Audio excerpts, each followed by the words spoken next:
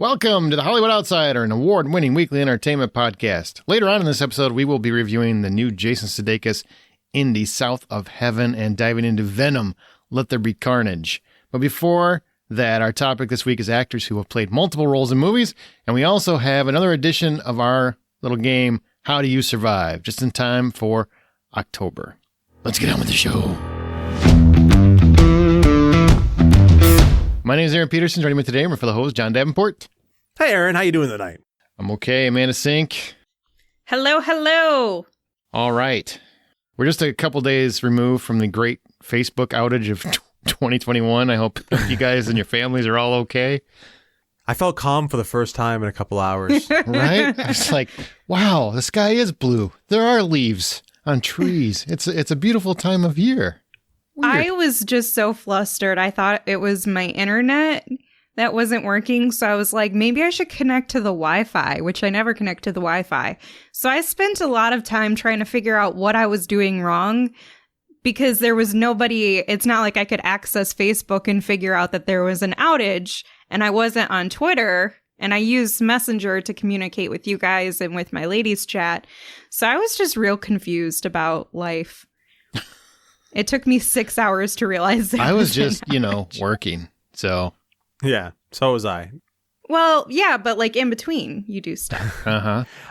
I can't remember the name of the movie or what movie this happened in, but it's one of my favorite scenes where you have a character who spends the entire movie just talking, and then something happens to her, and it's almost always a her. It's like a great cliche. And suddenly the guy that she's with is like, when she stops talking, he's like, huh. Is this what peace feels like? Jesus. That's brutal. That is. That would be John at thehollywoodoutsiders.com, and he'd know he doesn't check his email, so good luck with that.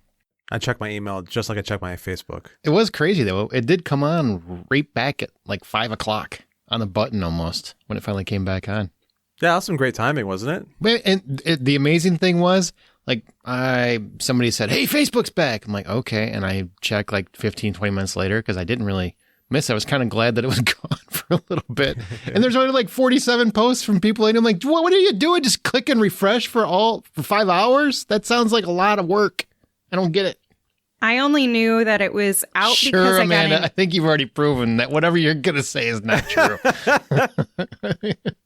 Anyway, I only found out because I actually got an email from one of my chat groups that's like, guys, there's a Facebook outage and I miss you. And then we looked at the James Bond photo about his super sweet tux and how it was beautiful. And then I had no idea that it came back until Messenger popped back up. So I didn't have the same experience as you with crazy people. I started re-experiencing sites that I stopped going to, like the Chive, and how much time I used to still around? It is still around. I figured it morph into TikTok. That's just sad that that's where you thought to go. But you know what? To each their own. Everybody's got their own. Well, I was cleaning up all my Dreams. bookmarks, and I had 3 different Sure you Chive were. bookmarks. Yeah, I was. Sure you were. I was like, I don't need this boring bookmark anymore. That doesn't go anywhere. Well, here's some interesting information in entertainment news. Will Packer signed on and produced the 2022 Oscars, which is kind of interesting because he produced movies like Straight Outta Compton, Ride Along, Girls Trip, Think Like a Man movies, but he's never done a live event. But I'm hoping that'll lead to something a little bit more fun, something a little bit different, a different kind of experience than we've experienced in the Oscars before. I'm just trying to picture Straight Outta Compton, the Oscar show. That would be amazing. That'd be fine. Yeah, I think the biggest thing is going to be his transition into live television, because it's one thing to work on film sets where you have the opportunity to, you can plan to redo things. You have that you can plan your budget, you can plan your timing. You do not get any of that when it comes to live TV. So you really have to be more, you have to change your strategy in the way that you put things together. But no retakes. I'm excited for it. Yeah. I'm kind of hoping this will lead to Kevin Hart coming back to the Oscars and actually giving it a host. I know he's going to do it a couple years ago and it didn't work out. I would like to see Kevin Hart host the Oscars and give it a shot. I want to see them like resurrect Eazy-E and have him do it. I mean, he's dead. I just said resurrect. That was like the first word I said. You want a zombie? Or I'm kind of confused how you want zombie Eazy-E? That'd be great. Like a digital version of him? I'm sold. CGI? Not digital. Zombie. Bring him back to life. Easy. Yeah. Okay. That sounds straight out of Compton. Okay. All right. Well, one thing we did get, this is kind of cool. If you're not one of those people, like most of you listening probably are, that apparently had the entire series ruined for them because of season 8 of Game of Thrones. But the new trailer dropped, giving us a peek at House of the Dragon, which is coming out next year on HBO Max. That's the new Game of Thrones prequel where we follow the Targaryens a couple hundred years before, the series you watched that you either loved or hated, or loved and then hated, or really, I don't know, are still mad about the time you lost. What'd you guys think about the trailer? It didn't really give away a lot of things, and it does feel in some way like more of the same as far as getting back into the world of Westeros. Maybe it goes into Easteros. Who knows? I just think it's hysterical. Find out what's west of Westeros, finally. Right. Yeah. I want to find out more about that. It does look fun. At the same time, I'm really excited to see Matt Smith do something other than Doctor Who. I know he's done other things in Doctor Who. I haven't seen any of it, but it'll be fun. Yeah, I thought the trailer looked wonderful because, to John's point, one of the things that's really frustrating about trailers these days is that they give you too much and you feel like you've learned too much. This got me excited without telling me pretty much anything that I didn't already know about it. So, I don't know. It felt very much like we were in the same world of Game of Thrones, and that's what I'm excited for. I didn't hate Game of Thrones. I didn't hate the ending of it. So maybe that's why I'm excited to see more of this franchised series. But if somebody doesn't like it, they're wrong. I like that take. My favorite thing is when they release stuff like this and it's like, Game of Thrones, new series, blah, blah, blah. All the comments of all the people that have to make sure to go out there and comment that they're never going to watch this show. Like, if you came out here to comment, you're probably going to watch it. And then you'll comment that you didn't like it when you watched it. Or you loved it, whatever you end up doing. Hate watch it, which is what I want to do to the Twilight movies. Like, now that they have them out on streaming, I want to do that. Yeah, it's just, it's silly. I love reading those. Or when you say, I'm really excited. You shouldn't be, because did you see season 8? You again at Tu Brute? Can't you just go away? You didn't like it? Move on. You don't have to worry about it ever again. I think a lot of people are going to get pretty excited about it, especially the closer you get to it coming out. And if the first episode actually kills, well, people, but also slays the audience, like we're excited, we get amped up, I think you're going to hear a lot of people changing that tune. I'm fine if people didn't like the ending of Game of Thrones and aren't interested in more I'm not. I don't care anymore. You had plenty of time to tell us. I don't need to hear about it anymore. I don't need to hear your sad story. No, I mean, I completely agree. I'm just saying I'm fine with it. If you didn't like it, I totally get that. But don't rain on our party, because there's still a lot of us that are already excited. And this is an opportunity. You have no idea how they're going to take the stories. So don't assume that you're just going to get your entire experience ruined. Yeah, don't worry. You haven't even seen it. Yeah, it'll be like 8 years before your experience is ruined anyway, if it happens. Right. So you got plenty of time to relax. Enjoy. They got to build up all that love for the show before they screw you over. They got to get, they got to actually build the barrel they're going to put you over before they... Exactly. All right. Well, we don't really have a news roundup this week. We've got one big story. It's kind of going to lead to an overall question. So bear with me a second. I'm going to get right into it. Scarlett Johansson won her landmark lawsuit against Disney. Settled it. She won. To the tune of around $40 million, saith industry insiders. Now, to recap, for those of you that have skipped a few too many Hollywood Outsider episodes, she was suing because Disney released Black Widow on Disney Plus at the same time as theaters when her bonuses were centered around theatrical exclusivity. I know, rich woman wants more money. Well, yeah, she was entitled. It's part of her contract. I get it. Therefore, she asserted by releasing to a streaming service day and date, streaming service and theaters at the same time, Disney cost her millions of dollars as well as themselves. Many have pointed to the explosive release of Shang-Chi as directly proving ScarJo's case, as it did gangbusters business with the theatrical exclusivity. I mean, they settled pretty quickly after Shang-Chi did so well. To add to that, Let There Be Carnage, which we'll talk about later, opened to a venomous $90 million opening weekend, which was better than the original movie, which hasn't happened during the pandemic. A sequel opening bigger than its huge opening weekend initially. And No Time to Die, the James Bond movie, is selling out like hotcakes worldwide and looks set for an explosive U.S. release as well. By the time you listen to this, you'll probably know how big it is. That said, how are we feeling about this notion that movie theaters are dead, like everybody kept telling us for? And so much so that even I started to believe it. I started to believe my beloved movie theaters might be dying because every article of every publication wanted to make that story and make that case. I mean, well, I would argue that theaters are not dying. I would say that that's very evident by now that there's more ability for people to go to the movies and see something new. They're getting out there, they're seeing it. There's, safety protocols still in place for people who are unvaccinated or uncomfortable going into theaters. So there's no dying of the theater experience at this point. Will there still be people who prefer to watch movies at home? And might there be more now? Sure, but that does not erase or change the value of the movie theater experience. I imagine that there will be more separation in terms of what you see at the box office. I mean, a lot of the movies over the past recent years have been big blockbusters anyway, but they tried to make a move towards bringing more indie films to the big screen. I don't know that we're going to continue to see that because people are fine seeing that stuff at home. They want to see the big explosions and where all the CGI and special effects come into play. They want to see all that big stuff on the big screen. People prefer that. That's not going away. That's not changing.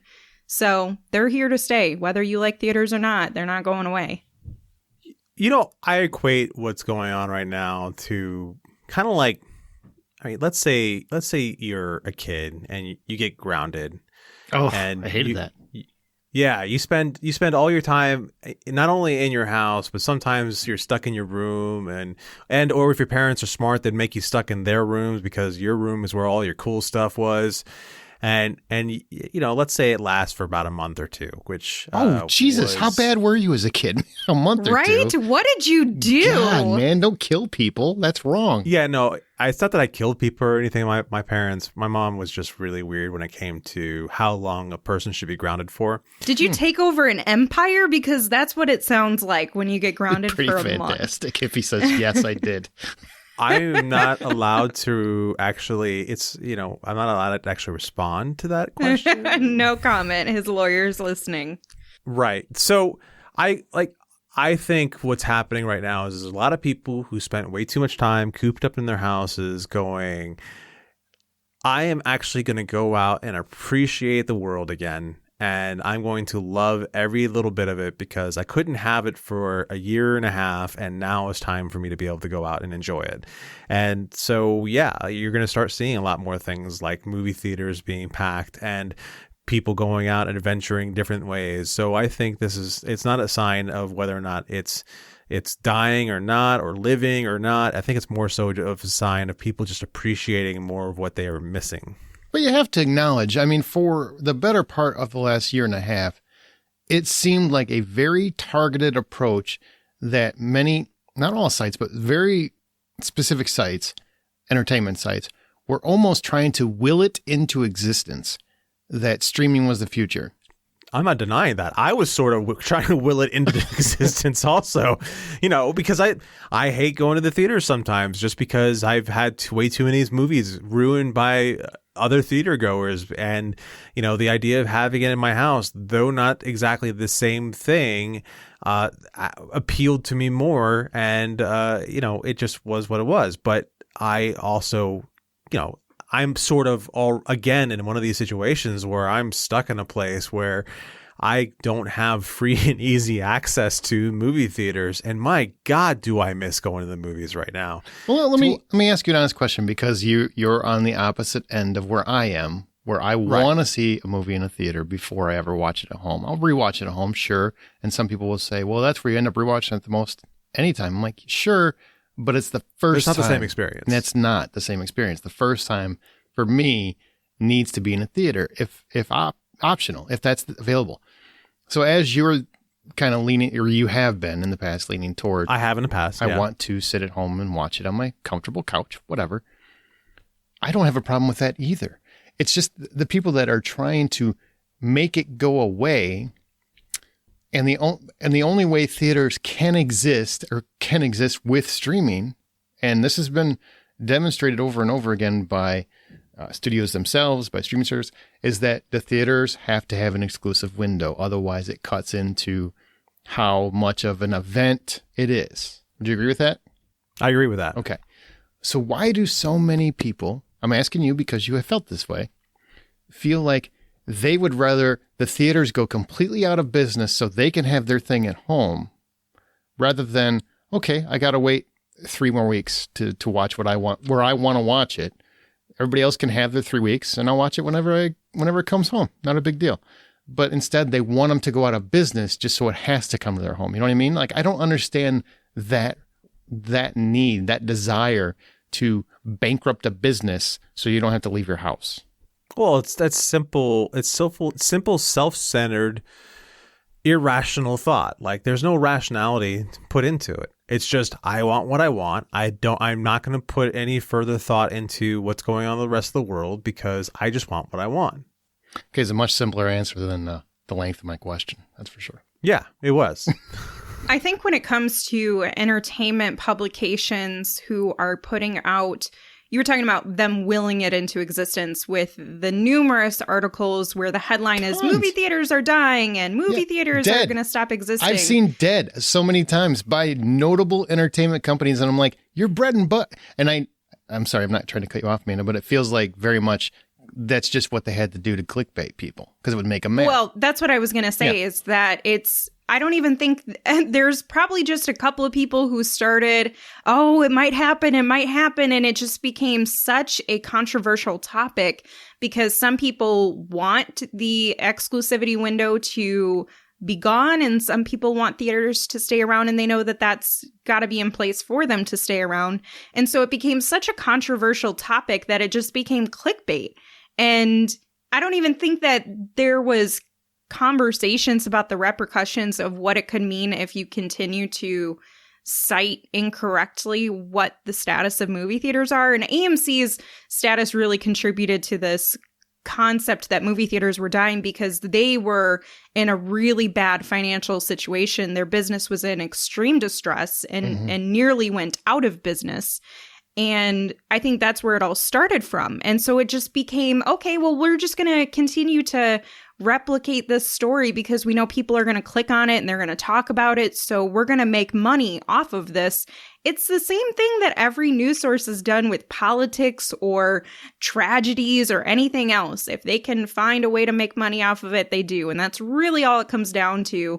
There's very little true journalism that exists today in facts. That's pretty much accurate. I mean, it's kind of sad to say, but Reddit, by the way, shout out to Reddit. You basically saved AMC, and that's literally pretty you did. And you also screwed me over with my thing, Robinhood, my stocks. Yeah. Well, it's robbing from the rich and giving to the poor. I guess you must cross over that line. Sorry. No, I just mean they stopped people from being able to buy more stocks. So it screwed those who had stocks. So you lost an island, basically. Yeah. Your own. I mean, I didn't lose money. I ended up getting out in time, but now they're back doing all right. That's good news. That's good news. It's very interesting. It's very interesting times. I do agree with you that companies were trying to they were just proclaiming death before anything happened. And I kept saying, like, as much as you say, it's like, and it's very difficult to have the conversation with people that are really passionate about streaming because it's just, you have to understand the very detailed business of Hollywood, and that if you love the blockbusters you love, you have to have theaters to have. Otherwise, you're gonna have more expensive streaming channels than you can ever imagine. I promise you. Mm-hmm. There's no way you get $15 a month if you're gonna have $200 million blockbusters on a streaming channel. It's just not an actual for-profit plan. It's just not a commodity that they can use. So when you understand, I'm not saying anybody listening doesn't. I'm just trying to, for people who don't, if once you understand the business of Hollywood, theaters are very important to their overall blockbuster business, much less so to independent films anymore, which is sad. I mean, that is really where streaming is really where a lot of those are going to end up, you know, because as much as people say, I will pay for it on video on demand, that's just not the case. We've had a year and a half of optimal conditions, and even then, most of those movies didn't do very well. I think one thing you're going to see out of the theater industry as a continuation in their business model is going to be these private theater rentals. That was something that came out of COVID. Yeah, and it's been wonderful. It's something that came out of the pandemic, and I think it's something that's going to stay around because, to John's point, if you're one of those people who can't stand strangers who suck and they take their shoes off and their feet are just bare on the back seats, or they're using their phone, or they're talking about something else during the movie, if you can spend $5 a person, get 20 people to go see a movie on opening weekend, and you guys have that theater to yourself, all right, not a bad idea. I mean, doing that for James Bond, and it's amazing. No Time to Die. Yeah. Whole theater. It's going to be awesome. Unless it gets back to the point where people are running out to go see a movie as soon as it premieres because they're afraid of spoilers or they just want to have the experience again. Theaters have not been selling out for years. They've declined on that. Selling out experience has become very rare. So they have the opportunity to give a theater to someone for $100 or $300 or whatever, and people can choose selectively who they're going to bring. Oh, and you can kick them you out. suck, you're on your phone, you're not allowed. Yep. Or you kick them out in the middle. That's the best part about renting the theater is I can determine who I make leave. It almost makes me want to invite people that I know are crappy with their phones so I can evict them.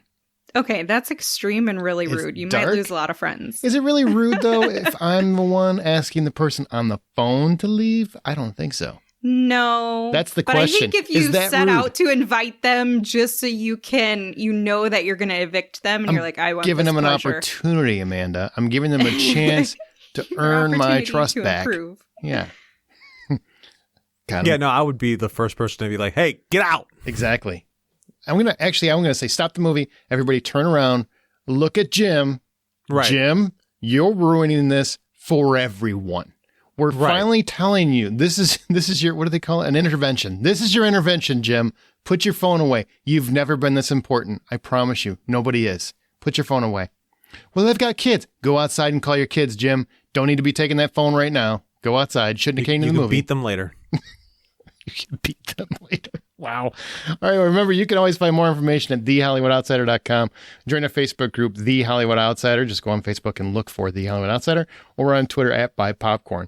And also, I mean, yeah, somebody rich got richer, but I'm happy for Scarlett Johansson. I think she had a right to pursue this, and it's a big precedent for movies down the roads because I think all the stars are going to be working out streaming deals in their contracts pretty detailed from now on. She just changed the industry. I don't know how much, but I think she did. Good for her. Go women. Girl power. Go women. Our show is independently funded. Therefore, all of our expenses are from our own pockets, and Patreon helps fans support their favorite podcasts. Once you sign up, you get immediate access to all content in your respective tier. We're actually going to have a Scream series look at this month of October because it's turning 21 or 25 soon. 21. Woo! And so we're gonna do that soon. But if you want to contribute and support the show and also get some great bonus content with it, go to patreon.com/thehollywoodoutsiders. That's patreon.com/thehollywoodoutsiders. Now it's time to go to our From the Outside In topic.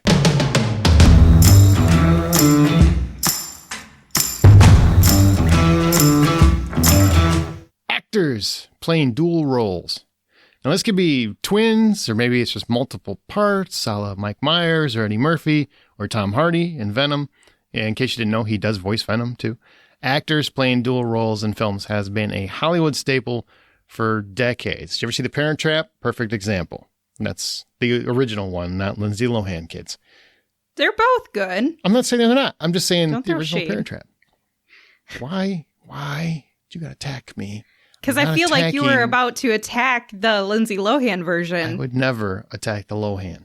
You better not. She's a low-hanging fruit. It's kind of like low-hanging fruit at this point. Oh. We just my both gosh. did the same joke, and we both sucked at it. All right. That all said, when you know an actor is going to be playing multiple parts, for you, is it exciting to you or a complete turnoff? I get really into the idea because, especially when the actor is somebody who's skilled at this whole thing, as far as creating multiple characters in one spot, I just find that watching them on screen turn not only just the main character they're playing, but every other character they're throwing at you as a three-dimensional and sometimes a little cartoony, but still a three-dimensional character. I just get really into it. I find it fun, and I find watching somebody do their craft to this extreme is just enjoyable. Yeah, I'm of the same mind. Although when I first hear this question, I immediately am like, oh, this is cheesy. You know, twins or multiple parts from the same actor. It comes across as cheesy to me when I think about it. But there's so many good examples of actors and movies and shows that have done it really well that it becomes the majority, and the minority are the ones that don't do it well. Those are few and far between for me personally. Even if it's the comical side of things where it's Eddie Murphy or it's Mike Myers, which, fun fact, I just found out this year, I watched those movies growing up. I found out this year that Mike Myers played all the roles. What? You actually thought there's a dude that looks like Fat Bastard walking around? Yes, I feel like the dumbest person in the entire And world there's a to real not guy that notice looks it. like Dr. Evil. Yes. walking around? Yeah. So it hit me when I was Right. rewatching them this year because they were on some streaming service, and my husband said something about it, and I was like, that's Mike Myers too? Oh my God. And my mind was just blown. And so I don't know, maybe 6 or 8 year old me was screaming inside. I'm an early 90s baby, so I watched them when I was young, and I feel like that's my defense. I feel like that kind of cements that how good he was at it then, right? I would say it does. Absolutely. Like, if it can fool a child, then yeah, I totally think that's For perfect. 'Cause decades. For decades. Yes. Not even just like, didn't just fool you at 8. It fooled you at every other reviewing Yep. of it Yep. for the Yep. past Along 20 the way. years. Yeah. And you probably would still be fooled if your husband apparently didn't go to, yeah, that's the same guy. Yeah. Pretty much. Do you It mean wasn't that's that I Wayne? came across it on my own. Fat Bastard is Wayne? What? That's $1 that's kind of million. amazing. That's kind of amazing. I kind of wish I would have seen that. Because that was kind of cool. He's playing the good guy and the bad guy at the same time, and also like 20 other characters in those. I didn't Everything like. in between. Yeah, I didn't like was it Gold Member? I didn't think that. I character didn't was like very that good. one as much either. Yeah. I like gold. I don't think I'm a fan. I'm split. And typically I really don't like. I like twins, like in real life. They're fine.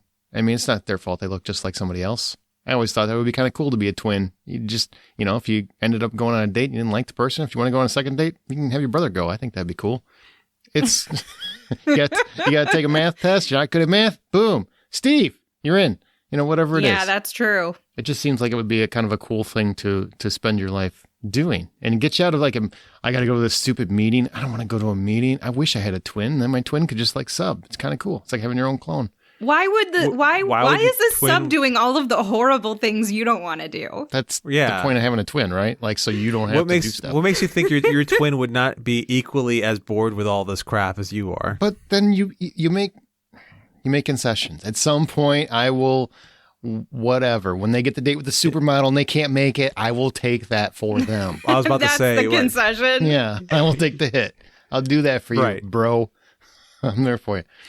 So twins in real life, cool. I don't like twins in entertainment very much. It's just one of those things that always annoys me because it's always like just some kind of, it's like supposed to be a play and a twist, or like it seems so soap opera every time I've seen it, like on television or in movies.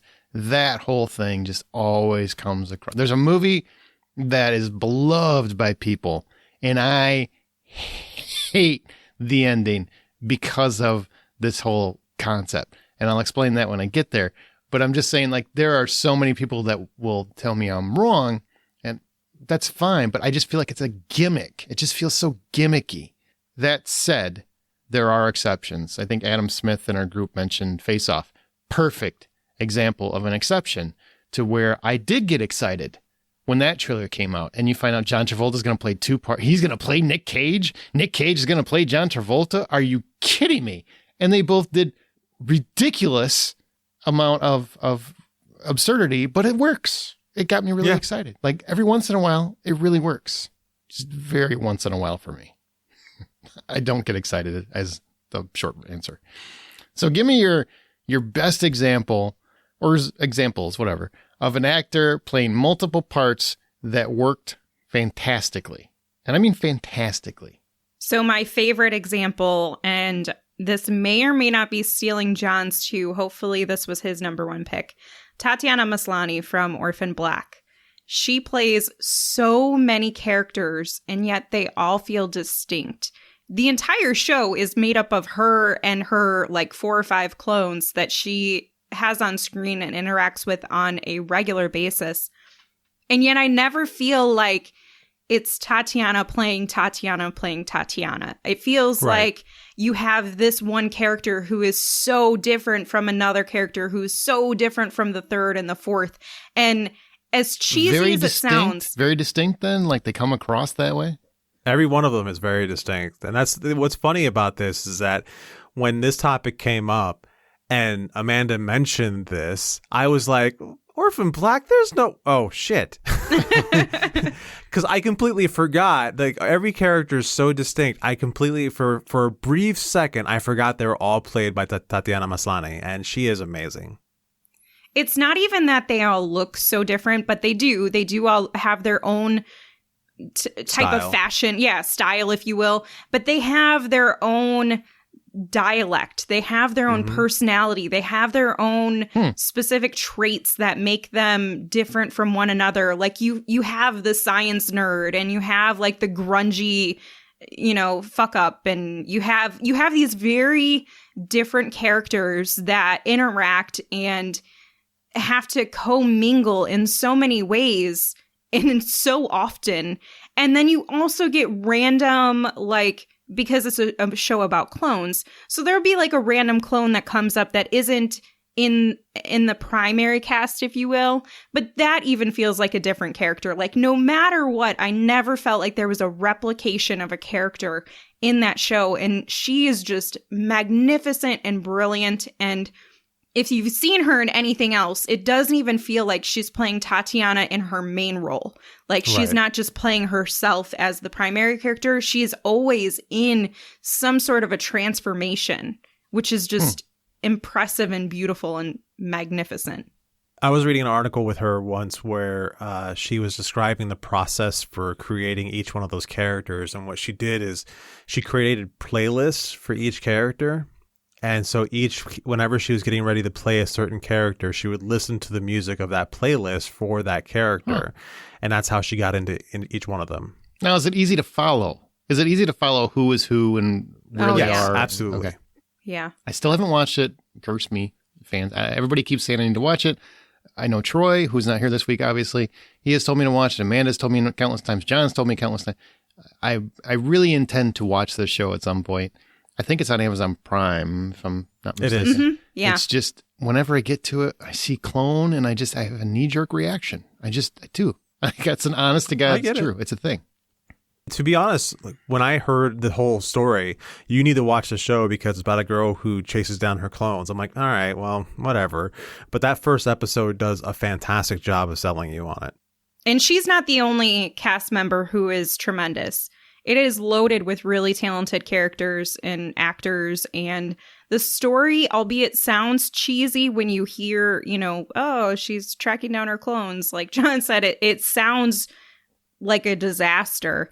It works so well. And for it to progress through so many seasons and you still feel like you're engaged by the end and the conclusion is satisfying, to me, that all of it is just like, wow, you guys really put so much intentional effort in making this something that was valuable and incredibly unique and turned the cliche on its head. Okay, I tell you what, I'm going on a camping trip in a couple weeks, and I will download, 5 or 6 episodes. I don't know how many are in. Just download the first episode. I'll download a few because if I start watching it and like it, I'm going to be there for a while. I got time. So All right. I will have, maybe I'll get to the first season or something. I'll check it out for sure. I promise I will at least watch the first episode before the end of the month. Okay. There we go. One of my favorite portrayals of an actor playing 2 separate characters is Mike Myers in So I Married an Axe Murderer. Go upstairs and lay on your huge pillow. Heed pounds no. Oh God, that's not a great movie, but man, I've quoted it a million times. There's a bagpiper down. There's a bagpiper down. Why is that one so much more than Austin Powers, which is similar? The movie itself is something that I really do like. I like this idea of a guy who is unlucky in love and, constantly bails out on relationship or pulls the pins on relationships way before they're supposed to, and he tries to stick to it. But Mike Myers himself, this was my first experience seeing him do 2 characters in the same movie. And for whatever reason, so his character, it was fine. It was good. And I'm okay with his character. He was funny. But he shines so much brighter when he was playing his dad. It just seemed so much like, even though he was a cartoon character of an old Scottish, man, it was still like a grounded character, and it made sense, and it works so well with everything around him. So I would agree with that. I really felt like he did a very good job. My only thing with that is you could always tell, unless you're Amanda, that it was Mike Myers. You know what I mean? Right. It just never felt like anybody but Mike Myers. And he had a ton of makeup and everything else, and you could always tell that's Mike Myers. You know what I mean? Well, I always feel like that with a lot of the characters I'm talking about. Absolutely. That was just my thing with his characters. So mine, and this is I'm going to try to explain it. Eddie Murphy did it first and better in Coming to America. But I don't have him on the fantastic train just yet. Mike Myers, he made it fun with Austin Powers. We talked about that. But the question for me is like fantastically. And I know it's not going to necessarily be a popular opinion, but I've always been impressed with Tyler Perry. Oh, yes. I am extremely impressed with the fact that Medea was the stage creation that leaped to the screen and led the way to multiple films. It led directly to Tyler Perry creating his own like Tyler Perry universe of sorts. He created built a studio for production and he's trying to give back to other artists and trying to support other artists by his successes. And to me, I just feel like it's that whole culmination of effort from him that has, from doing these multiple parts in these movies, that has led to all that. And to me, that's pretty fantastic. I think it's very impressive. I like the Medea movies. They don't blow me away. And I know, maybe he's not the most talented because I think Eddie Murphy really personifies an actor doing this because he does it very, very well. I think better than Mike Myers. I think he does it better than anyone.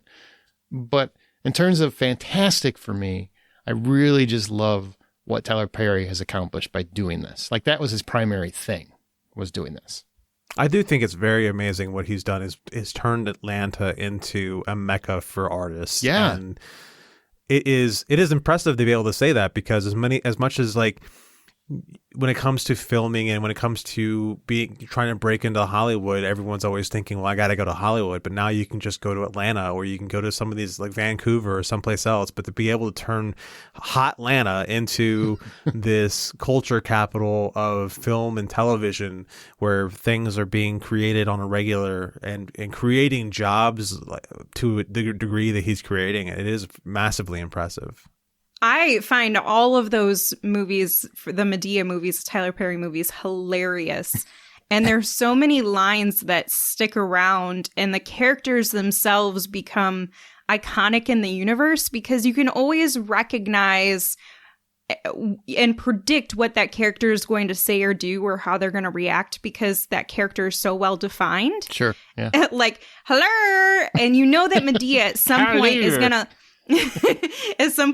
to like smack somebody around, but also give them an incredible amount of insight and wisdom into a personal issue that you would not expect from a movie that's so ridiculous and hilarious. But you get so many sides of the coin, and his characters, they make me laugh all in different ways. You know, like you have a character who's really sexual and dirty, and you've got Medea who's like trying to keep everybody in line, but also don't step out of line or I'll whoop your ass. Like there's just so many elements to his characters. I love them. This is a great choice. Thank you. I thought it would be very unpopular, so I'm glad you guys are on board. Woohoo! Yay! All right. So, what about the worst example of it, where it just painfully did not work for you? So the one that came to mind the fastest was Jean-Claude Van Damme and Jean-Claude Van Damme. I like Double Impact. God damn it! It's like it is Jean-Claude Van Damme being like offered, okay, Jean-Claude, we have Tango and Cash. So we're going to put you in a movie with somebody who's going to be your gritty partner, or you can be the gritty one and somebody else can be the clean cut, really impressive one. And Jean-Claude went, no, I can do both. and he said, and he went ahead and did both. Said it exactly like that too. That's fair. He was like doing it. He was doing his leg splits or ass splits, whatever you call them. He's like, I can do both. I don't know why I made him rush him. You did it better. How are you going to get another man who could do this? And he does the whole like leg split thing. And people were like, you know what? Like, and they did their line of coke, and they said, sold. You're right. We're going to make it Tango and Cash with just Cass and Cash, or Tango and Tango. That's it. It's true. The best part about Double Impact, and Amanda, if you haven't seen this one, you will easily be able to tell that Jean-Claude Van Damme is playing both parts. Because there are moments throughout the movie where you can tell he's directly looking at someone who's not himself. I don't know. It's just he's always looking like he's acting against somebody who's not really doing anything back to him. You know, he just looks like he doesn't know what the hell is going on. Like a wall is happening. Like there's kinda. He's just like acting to a wall, and he's waiting. He's given that extra beat, waiting for, you know, giving it time for whatever response he's supposed to give on the other side of that wall. So he's just like giving it a little bit too much time. It needs to be tightened up a little bit. You can always tell that this is new to him. It's new to him. This is a thing he has not done before. New to him, he says. As if that's the issue. Shh. Don't shit on the Van Damme. I'm not, but you're making it sound like Jean-Claude Van Damme's a Shakespearean actor that knows how to actually figure things out, and technology was the thing that hung strung him, not the fact that he's Jean-Claude Van Damme. I like and thought he was too good to play the Predator. I remember that. Yeah, he was originally the Predator, wasn't he? Yeah. Oh, Jean-Claude. I actually think he's a better actor than people give him credit for sometimes. Well, we differ there. There's a couple movies. There's a movie called, I think it's Nowhere to Run, where he's just like a convict on the run, and he's got to save a family from an evil Does he run nowhere? Yeah, he doesn't run anywhere, no. And he's got nowhere to run. He's got nowhere to run, you know, so he doesn't run anywhere, and he helps these people, and it's got Rosanna Arquette, and he does a very good job in this movie. Anyway. I remember this one now. Yeah, it was a good movie. You just remember because of Rosanna Arquette. Okay, I got it. Yes. Well, Double Impact is a movie that, even though you know it's bad, I still enjoyed it. I did. You know, I gotta say though, I did watch Jean-Claude Van Johnson on Amazon Prime. It was the show that they were trying to do for him, show. And it was actually really good. It was pretty good. With Double Impact, do you remember the ads when they came out? I swear to God, they said double the Van damage was like one of the tags or something. Like, Yeah. really? Some guy got paid a shit ton metric amount of money to come up with that. And I got it. Guys, double the Van Damme. Oh, Bill. Good job, Bill. You're in. And he's probably like an executive VP of marketing now. I'm pretty sure he blew it on coke. Everybody involved in that. Apparently, according to you. Well, it was the 80s. Never mind. What am I talking about? It was the 80s and 90s. Yeah. There was a lot of coke. A lot of coke. Amanda, what about you? Worst example? So mine is actually probably going to be controversial. And this is an actor who is really talented, unlike Jean-Claude Van Damme. And it is Michael J. Fox in the Back to the Future 2 when he's playing his daughter. And also in the third when he's playing his ancestor in that Western-y one. Those are both terrible. Just I actually have that terrible. exact thing written down. Do you? As my, if I were to do an honorable mention, that was my honorable mention. Wow. It's just so bad. Like, it's laughable. I mean, you can get through it. It's not that it's unwatchable by any means. It's not Jack and Jill. Yeah, it's not Jack and Jill. Yeah. But it's just Michael J. Fox. Come on, honey. You can do better than this. And it was also just ridiculous really that he literally can't. he was given the opportunity and he still couldn't. They gave him a shot in 2 movies and he couldn't do it. That's true. But they also gave him some of the most ridiculous things. Like, it just didn't even look realistic. Like, you're going to play your daughter? Okay. It's a movie about time travel. It's okay to be ridiculous. Yeah. No. I guess. No, Amanda is 100% correct. There is zero reason he needed to play his kids. There is zero reason other than somebody thought it was funny.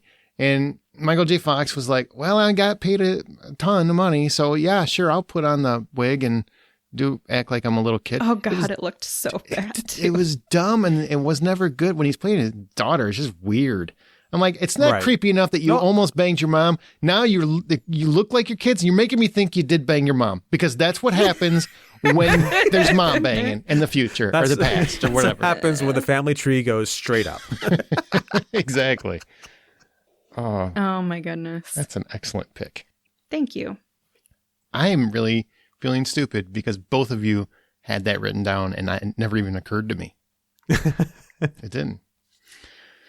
Okay, so, I mentioned Jack and Jill, the Adam Sandler movie.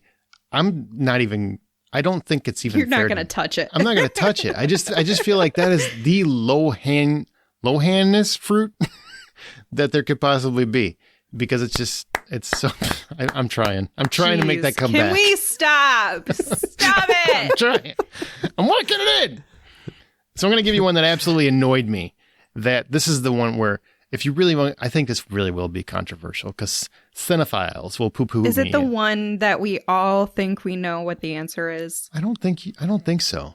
Maybe. Okay. What do you think it is? The Shining? No. Who plays multiple roles in The Shining? There's twins. Oh, well, yeah, but that doesn't count. There's actual twins. Those are actual twins. It's not one actor. Okay, that's true.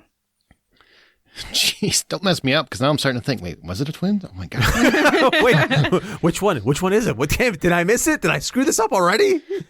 Okay, so there's a movie that has Batman and Wolverine in it. There's your hint. Okay, I know which one it is. Okay. Christian Bale and Hugh Jackman in The Prestige. Pick one. It doesn't really matter, but let's just say Christian Bale is. The whole movie devolves into twins and clone worship, and it annoyed me so much. And granted, fly back to where I said earlier, I don't like the whole twin dynamic and clones because I feel like it's a cheap gimmick.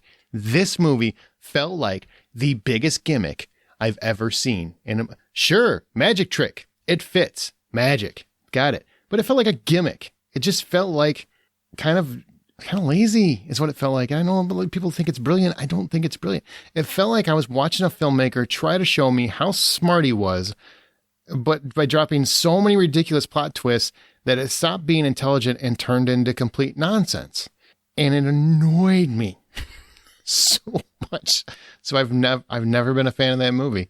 I know it's Christopher Nolan. I know people think it's a masterpiece. Good for you. I am on the opposite end of that train. I haven't seen the movie since it came out, but I remembered really enjoying it. So I think I'll have to give it a rewatch to see if my feelings have changed over the past, 20 years almost. Yeah, it's been a minute. Yeah. Yeah, it's been a minute. I think that I actually appreciate the end of that movie, and I'm sorry that you don't like it.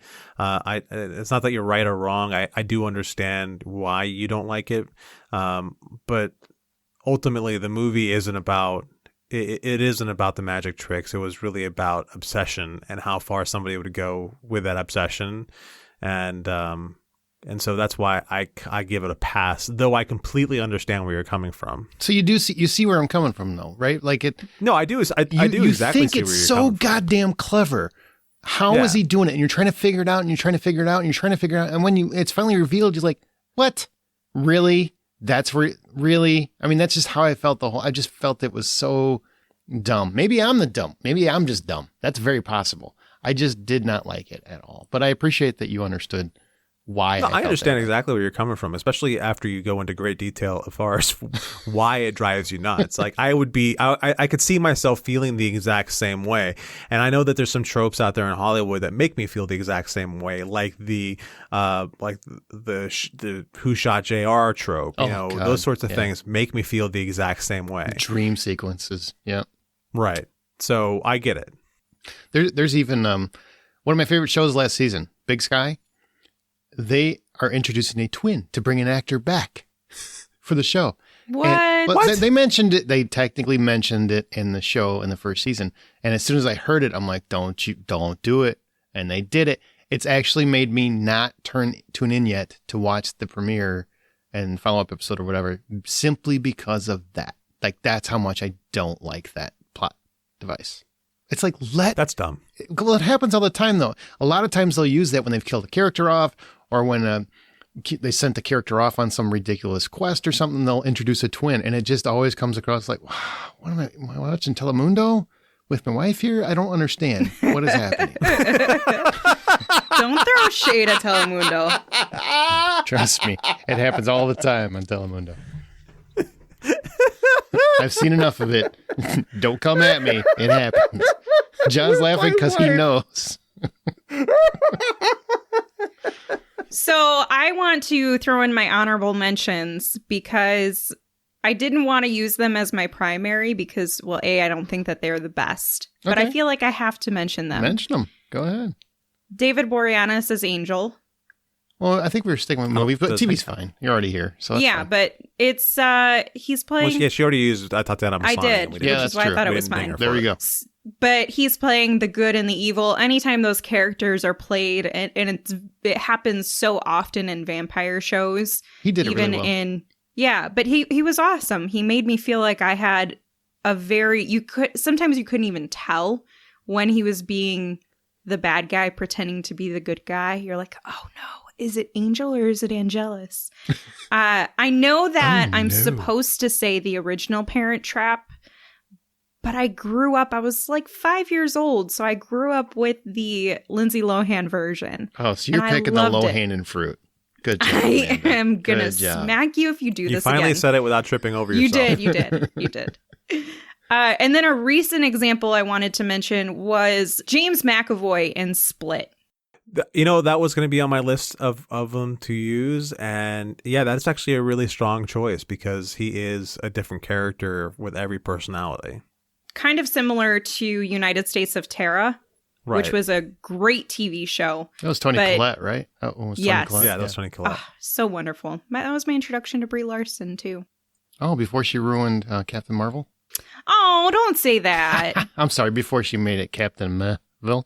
I'll give you that. It was more meh, but it wasn't bad. She didn't ruin the character. The What If character was better than Brie Larson. Hey, and I love Brie Larson. In Room, she's fantastic. It's just, sometimes the character doesn't fit for me. I don't know what to say. Yeah. I'll give you that. No. One that Split is, well, hang on back to Split. I think that's a fabulous example of an actor showcasing his range by this experience. I mean, to me, you go back, and I'm not saying Mike Meyer or Eddie Murphy don't have range. They definitely do. They're brilliant, brilliant comedians. But like I said, every single time I saw one of their characters, they felt very much like that's an Eddie Murphy character. That's a Mike Myers character. Split, he felt like he was playing different people. And I could see different people oozing out of him. Like, it really was the first time I saw James McAvoy should be a much more prominent dramatic actor than he currently is. I think you're going to feel that way about Tatiana once you get to Orphan Black. Okay. Yeah. Well, I feel like James McAvoy has just been enjoying himself and just taking on roles that he enjoys versus trying to make a big name for himself. He is just happens to like take just crazy roles because that's what he wants to do. And he's funny in real life. You ever watch him like on Graham Norton? Yeah, he is literally hysterical at all times. Yeah. The one and only honorable mention that I have here that I wanted to throw in was Armie Hammer as the Winklevoss twins in Social Network. Can we mention him? I don't know what the rules are with him. I mean, he likes to eat. Yeah, well, I mean, go ahead, email me if you don't like the idea. But you'll check it tomorrow, I'm sure. I'll be right on that. I'll be like, who's gonna yell at me for Armie Hammer? Anyhow, he'll be right on it like a chicken on a Spitfire grill. What? Oh boy! But I watched that movie and I was like, God, who are these twins playing this character? Because they're both fantastic. You know, I really I bought into the idea. I really thought there were twins on screen. And when I finally saw the ending credits, I was like, I really need to know who these twins are because I really hope to see them show up other places. And it's like Armie Hammer and Armie Hammer. I'm like, holy shit, that's the same person. And I was completely thrown by it. Yeah, he really took a bite out of that role. I'm really glad I fumbled all over my words long enough for you to come up with that joke. I had it before he started. I was just like, hurry up, get through it, John. No, he was very good in that particular part. I agree. And so many people didn't, like you said, had no idea until they came out and said, no, that was actually one dude. What? I don't really have any honorable mentions. So what I'm going to do, I wanted to go through what some of our listeners had mentioned, anybody that we haven't already talked about. Fair enough? Fair enough. Okay. So we talked about Eddie Murphy and Arsenio Hall in Coming to America. Andreas in our group, he said Eddie Murphy and Arsenio Hall in Coming to America. I guess we didn't even talk about Arsenio Hall, but yeah, he did a very good job as well. Does Arsenio Hall even talk about Arsenio Hall? Woo, woo, woo, woo. He does not. Nobody knows what you just did. I know. That's really, really sad. Kyle Nolan mentioned Michael Keaton in Multiplicity. That one's great. Hi, Steve. I like it. I don't know. Great? You really think it's great? I enjoyed it. I saw that one in the theater. I had great memories about it. Okay. But yes, I don't think I've ever seen it again. But it is a great choice. Nate Bruce has one that I think is phenomenal, and I'm mad that I didn't think of it off the top of my head. But he mentions Eddie Murphy and the Nutty Professor, which I think we can all agree. He did a good job with the Clumps. That was pretty famous for a while. But Robin Williams and Mrs. Doubtfire. Yes. Because you don't automatically absolutely think of he's playing two parts, but he is. He's playing a very desperate father, and I think he does that very dramatically and also funny. But then he plays Mrs. Doubtfire, and you even come to buy into why Sally Field would even believe that this is actually a nanny. He's that good. Makes it a real character. Stuart Bannerman. The best answer is, of course, Jeremy Irons as the Mantle brothers in David Cronenberg's Dead Ringers. Now, that is an older movie, but that is a great example. Jeremy Irons was fantastic in that movie. I'm trying to think of a movie that Jeremy Irons wasn't good in. Aragon. No, he was even good in that. You think so? I mean, I'm sure he was in a Uwe Boll movie at some point. He wasn't. No, he was in Dungeons and Dragons, and that was terrible. There you go. He was not great. Every actor has a paycheck movie. That was his paycheck movie. Right. Jennifer Miller, Tom Hardy in Legend was pretty impressive. I think I missed that one. It's a very good movie. Otis Johnson. This is just for you, John, even though we've already covered it, but best and worst Van Damme in Double Impact. Wait, which one is he being the best and which one is he being the worst? Pick your poison is what I'm going to go with. Pick your poison. Right. Okay. Well, that does it for our topic. Now we're going to move into upcoming releases and recommendations. What is coming out, first of all, the next week? Well, of course, James Bond's No Time to Die is coming only in theaters, Aaron. on October 8th. And don't forget to come back to this podcast next week for our James Bond themed episode where we're going to discuss past Bonds. We're going to have a battle royale for who we think should be the new Bond. Mm-hmm. Yes, you heard that correctly. I can't wait to argue. And of course, we're going to discuss No Time to Die. So Daniel Craig's final soiree as James Bond is enjoying a tranquil life in Jamaica after leaving active service. However, his peace is short-lived as his old CIA friend shows up and asks for help. The mission to rescue a kidnapped scientist turns out to be far more treacherous than expected, leading Bond on the trail of a mysterious villain who's armed with a dangerous new technology. And of course, there will be a hot lady. I hope there's a few. I mean... There usually is. I'm pretty sure there's a few. Yeah, it's like a requirement. Isn't Anna de Armas in here? Yes. After that, we have The Manor on Amazon Prime on the 8th. After suffering a stroke, Judith Albright moves into the historic nursing home where she begins to suspect something supernatural is preying on the residents. In order to escape, she'll need to convince everyone around her that she doesn't actually belong there after all. This is directed and written by Axel Carolyn and stars Barbara Hershey, Bruce Davison, and Stacey Travis. Coming to VOD on October 8th as well, we have Detention, set in 1962 during the White Terror period in Taiwan. 2 high schoolers wake up and find themselves trapped on a vacated campus after school. As a series of mysterious events unfold around them, they realize that their hope of escape hinges on finding out what had happened to their friends and teachers while they were asleep. Have they really forgotten what happened, or are they just too afraid to recall it? And it's directed by John Chu. It is a foreign film, so you're going to have your subtitles on, but that's okay. Also on the 8th, we have American Insurrection, because it can only be better if it has the word American in front of it. Of course. Set in a dystopian America, where all the people who aren't straight, white, Christian, cisgendered are kept track of by the government with barcodes. I mean, that sounds like right now, doesn't it? Stop. Lord. This is directed by William Sullivan, written by Jarrett Kerr. William Sullivan also stars Nadine Malouf, Nick Westrate, and Brandon Piera. I'm sure it will be a non-slanted view on America. Absolutely. It sounds like one. It just feels like a very open-minded discussion on modern-day American conflicts. Jesus. What a weird thing. Somebody's just like, I'm going to make this movie. They should have just called it little apostrophe America Insurrection. America. Yeah, really. Just go for it. If you're going to go for it, lean into it. All right. Recent film or TV recommendations we haven't already talked about. Amanda, there's one you want to mention. There's actually 2. So the first is Tough. The Guilty. You get one. I'm just kidding. Go ahead. Oh, well, I'm going to give you 2 anyway. The first is The Guilty, which is the new Jake Gyllenhaal movie on Netflix, where he is basically a police officer who is awaiting a court trial. And so he's on kind of like a benching, if you will, as a 911 operator. And he gets sucked into this really horrific scenario where this woman is calling in and she needs help, and it sounds like the kids are now left at home and this man, her husband, has kidnapped her.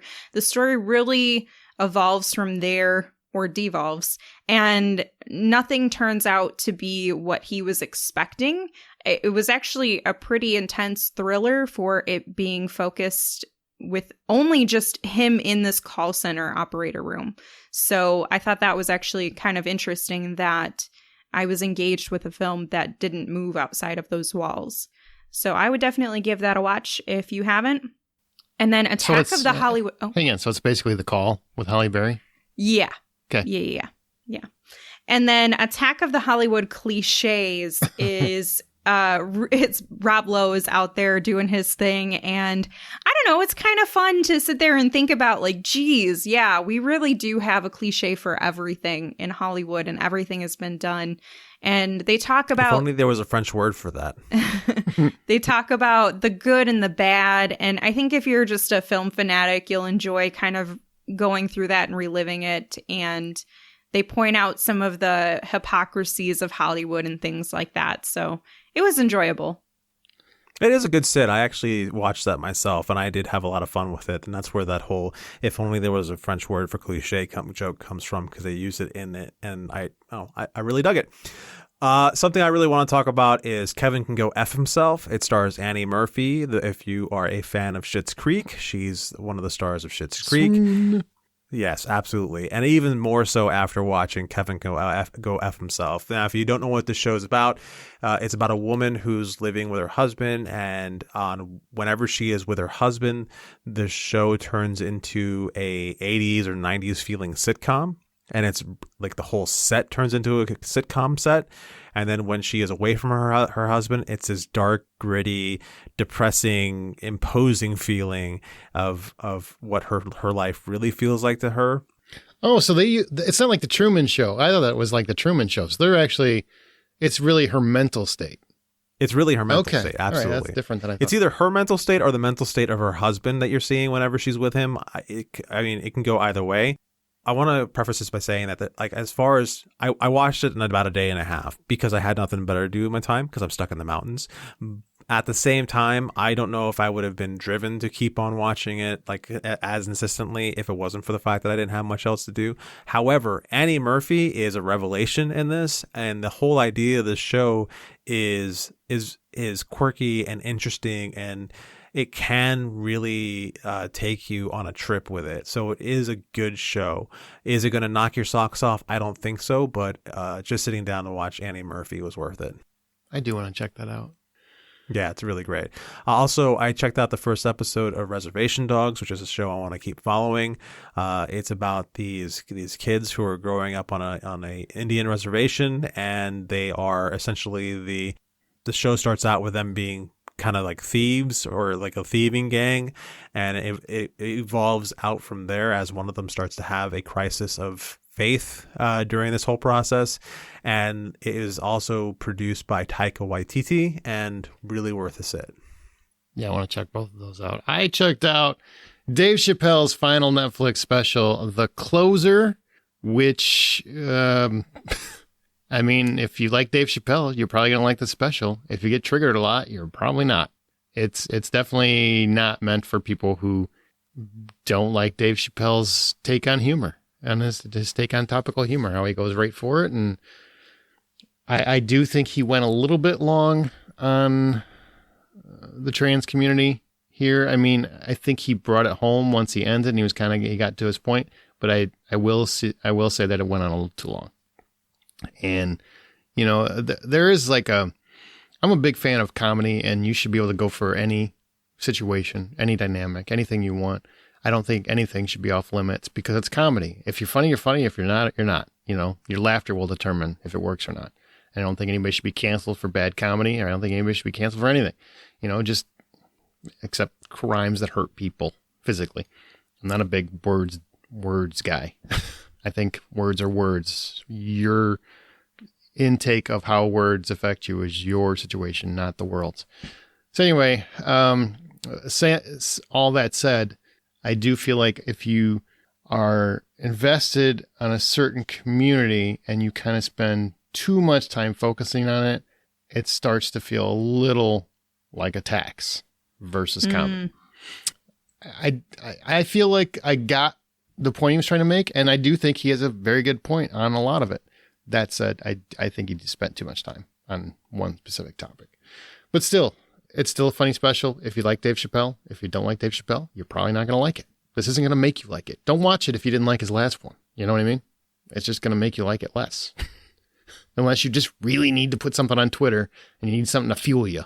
You know, then go ahead. But that's The Closer, and it's on Netflix now. It's the last one. He's not doing one for a while. Okay, now, Halloween hit list. This is just basically, doesn't have to be long or you know, don't dive into a ton of detail. Just give us 5 movies or TV shows, new or old, you plan on watching for this year's spooky season. Give people basically 5 recommendations. John? Come back to me for a second. In case somebody didn't do their homework. Amanda? On my yearly list, I always have to watch Scream, Hocus Pocus, and Trick or Treat. I love those movies.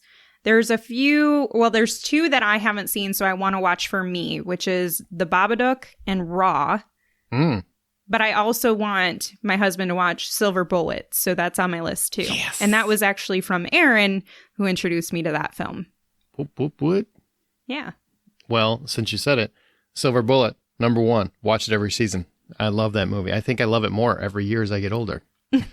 I don't know. He always called me that. Gary Busey is just hysterical. Like Amanda said, all the Scream movies, a lot of that is because we're going to do a podcast on it for Patreon. But also, I like watching the Scream movies, so it's not like I'm suffering. They're so damn good.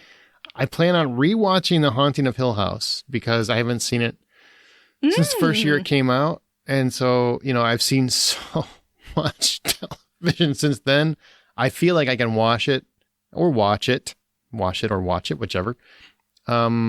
with pretty fresh eyes. Even though I've seen it before, I feel like a lot of it will still feel fresh because I haven't seen it in so long. You can look for all the ghosts. Yeah, I never rewatch it there's that too. to get the ghosts. So now I can do that, start counting them out. Hypnotic, which hits Netflix October 27th, stars Kate Siegel from The Haunting of Hill House. I'm going to have a whole lot of Kate Siegel. Maybe I'll watch Hush too. I don't know.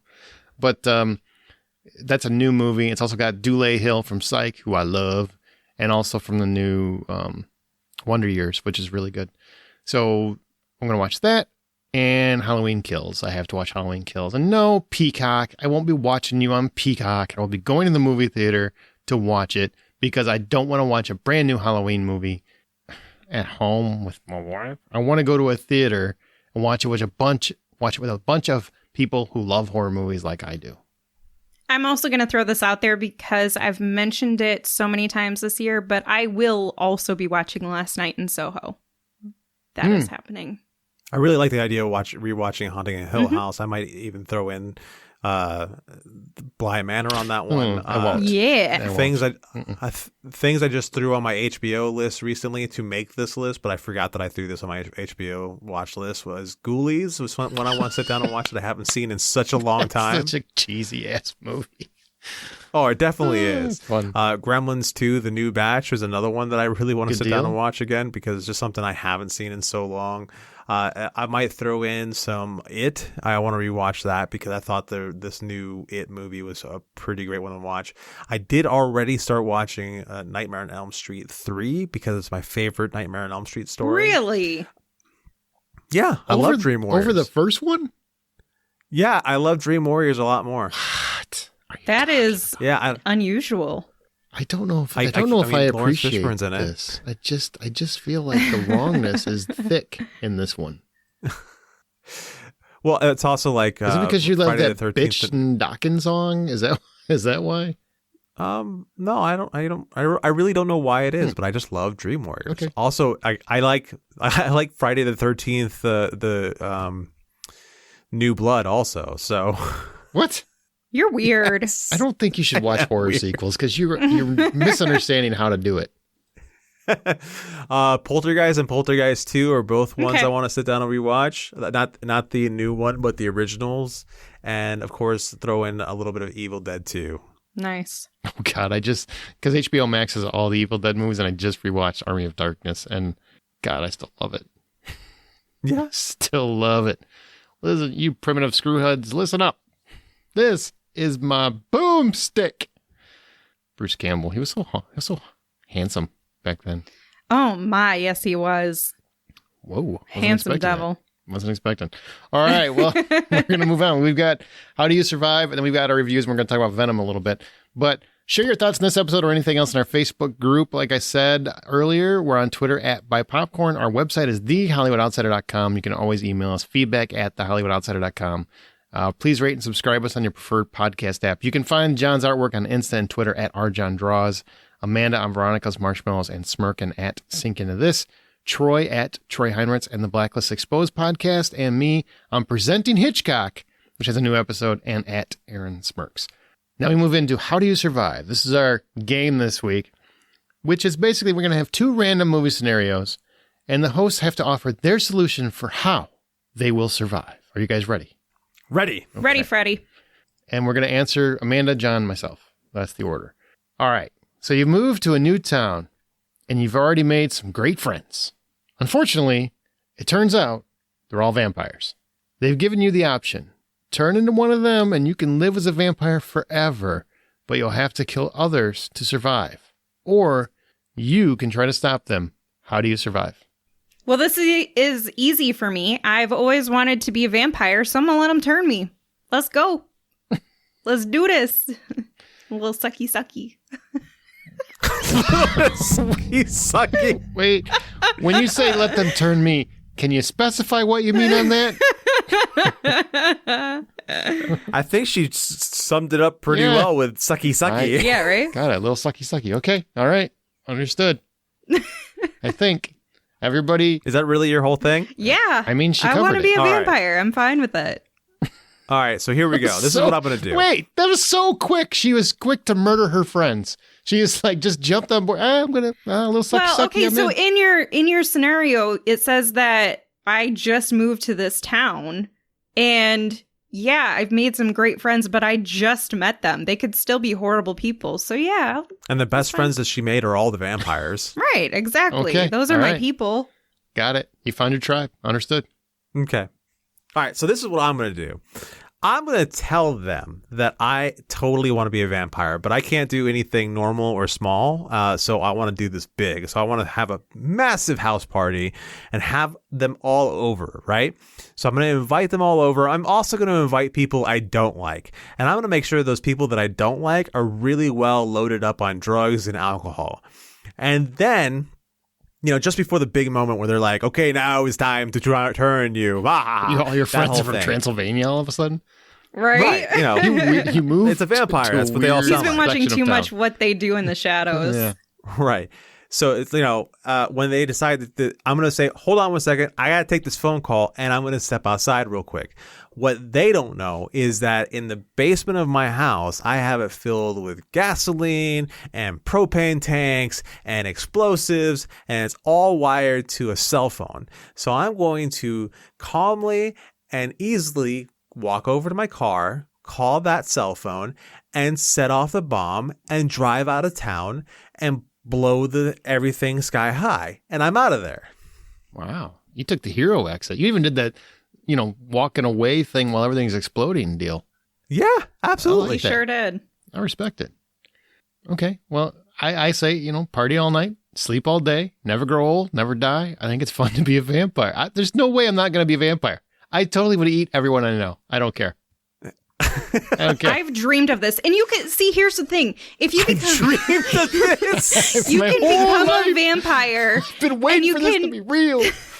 you can give immortality to the people you like, but let the people you don't like die. It's literally the perfect thing. You just say, all right, I'll give you some blood to drink of me, and you can come back to life. Here's the thing. Here's the problem I have with that portion of your scenario. I am all on board Team Vampire. Love that. Now you're bringing in, you can give immortality to those you like to hang out with. How many people in your life can you honestly say you want to spend the rest of your life with? 3. If your life lasts forever. That's a long time because, you know, even married people, till death do us part. Well, now you added on an addendum, and that's not right. That's way too long for anyone to spend quality time with people. I'm just saying. Oh, shit. It's a long time, especially if you become bitter like some. You know, it's a long time. It's a long time.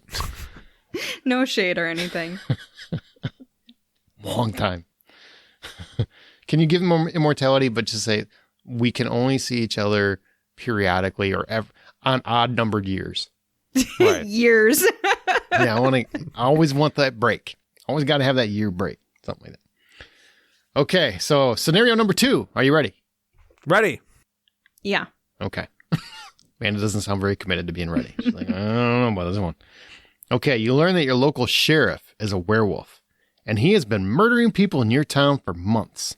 But now he knows that you know, and he's made it clear he's coming for you on the next full moon. How do you survive? I don't know, man. I feel like this is really easy for me, too. I'm going to take out my Ruger or whatever guns are called, and I'm going to put a regular bullet in it on a non-full moon day and just shoot him in the head. Boom, he dies. Then I don't have to worry about the full moon coming and him attacking me as a werewolf. I don't think that works, right? I don't know the rules, but I'm pretty sure that it doesn't work. We've been taught by movies like Monster Squad that doesn't work. Yeah, you can actually detonate a werewolf where his body will come back into the one solid body after you detonate him. What? I feel like that's an extreme, but I do think it has to be a silver bullet. Otherwise, all you did, Amanda, is piss off the guy that's going to come back and kill you. Okay, Right. well, it sounds like I have time to prepare to get a silver bullet then. Are you a good shot? I am actually a good shot. It makes me cry. Are you but I am a good shot. shot when you're scared and have piss going down your leg? That's the only way that I've shot. When you're scared and have piss going down your leg? Yeah, pretty All right. much. That's how she goes to the range. I smell like pee. Right. Boom, boom, boom. It was more like tears streaming down my face, but I did it. Right. Yeah, so I can handle that. I'm prepared for fear. All right. All right, so I know I'm not a good shot, so I'm not going to try to do this whole silver bullet thing. What I am going to do is I'm going to fill up the basement of my house with explosives and propane and all the other stuff that I need. Are you a pyro? And then I'm going to, on my way out of town, blow up my house. Of course, I left behind something, but like that makes it look like maybe I could still be in the house, like maybe I died in it. And then I'm moving to Iceland, where there is no nighttime. And I'm safe. What a weird plan. All right. What a weird plan. Didn't you just tell us if a werewolf blew up, the pieces would come back together? So wouldn't he like rejoin himself, just Did be you all put burnt silver in the gasoline? No, I didn't say he's in the house. I just said that he's going to think I'm think dead. you're dead. Fake your own death. God. I'm going to fake my own death and then move to Iceland where there is no nighttime. I mean, it's going to feel a little suspicious if I'm him. I'm just devil's advocate. I'm him. I'm the sheriff. I feel like I've solved some crimes. And this guy's house, who I just told I'm going to kill on the next full moon, suddenly his whole house blows up because he's got propane tanks and explosives in his basement for whatever reason. I feel like that's going to be an indication that you might have faked this. Yeah, but I don't care. I'm in Iceland where there is no freaking nighttime. Okay. Fair enough. He's just got to get him to believe it for like maybe half At least a day. long enough for me to get the F out of town. Gotcha. Yeah. Understood. All right.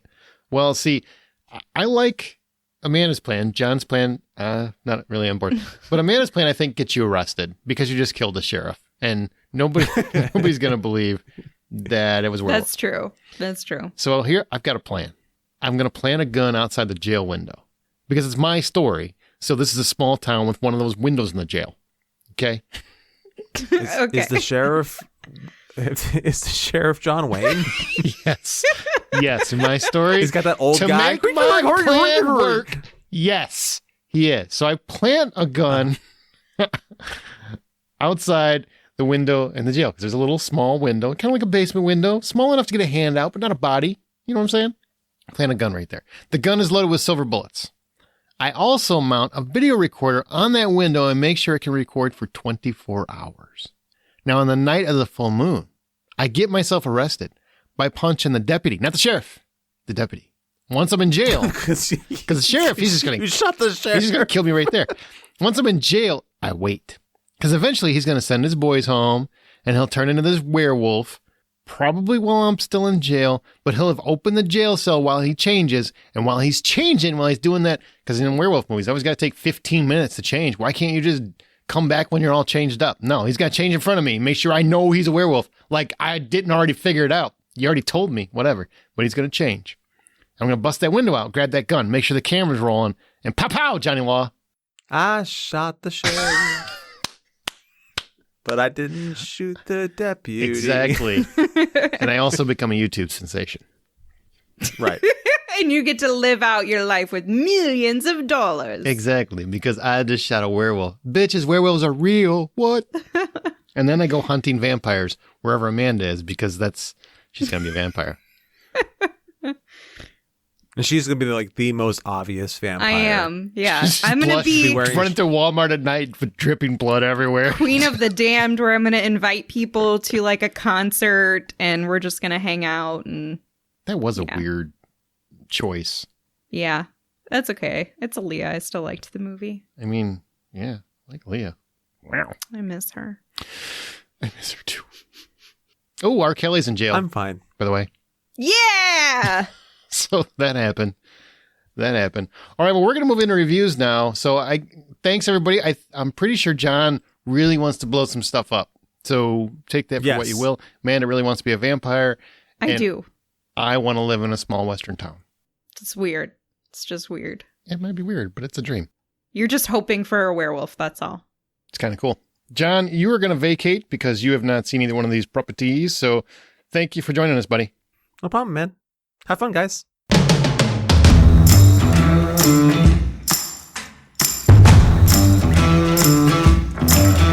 Okay, we're moving into reviews. The first one is South of Heaven. And this is the one that Aaron saw.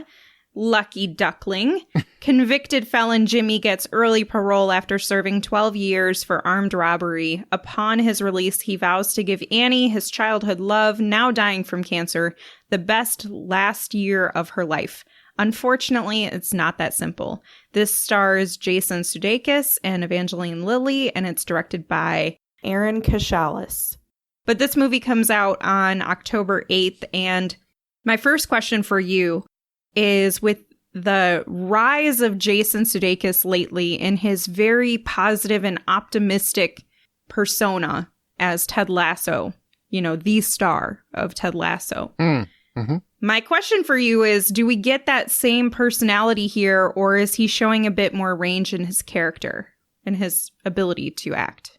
I was pleasantly surprised. I kind of thought this was inspired casting. There's similarities to Ted Lasso when he's having a very vulnerable moment, I guess, but it's much more dramatic across the board. He's a character. Jimmy's a character who's just trying to get his life together. His wannabe wife, the woman that he wants to marry, is dying of cancer, and he only has a year to spend with her, and all he wants to do is not mess up. Like, he just wants to be a good guy and not mess up, and things just can't stop going wrong for him. And throughout the movie, he is given multiple diversions in his character's path, and he meets them with varying levels of intensity, anxiety, anger, genuine confusion. I mean, it's actually a very well-rounded performance that I was pleasantly surprised at. Like, the first half an hour feels very much like Jason Sudeikis, just a little bit more subdued. And then he gets a lot of opportunities to really kind of break out and shine. There's even one moment where Mike Coulter's also in the movie as Price, and he's kind of like a kingpin of sorts that he has to go up against in a way. And he just unleashes a verbal reckoning, I guess. And, it's out of nowhere. It's kind of explosive in a way, and it's nothing like the character, but it also very much is a person who just has held too much in and just has to get something out, just loses it. And it's just for a few seconds, but I thought, wow, that's really different for him. Like, I've never seen him do that, and he did it very, very well. Now, the topic of this film, the story, it sounds to me like a film that I would just bawl my eyes out through the entire time.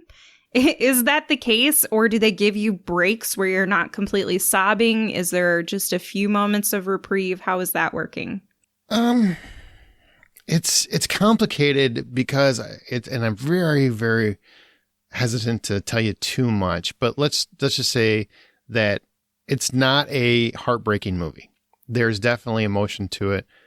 Jimmy and Annie, Jason Sudeikis, and Evangeline Lilly, which I didn't mention her yet, but she is just an angel. She glows throughout the whole movie. She's the one dying of cancer, and she really approaches it with a fierceness and a lack of fear and willingness to just joke about it and just accept it.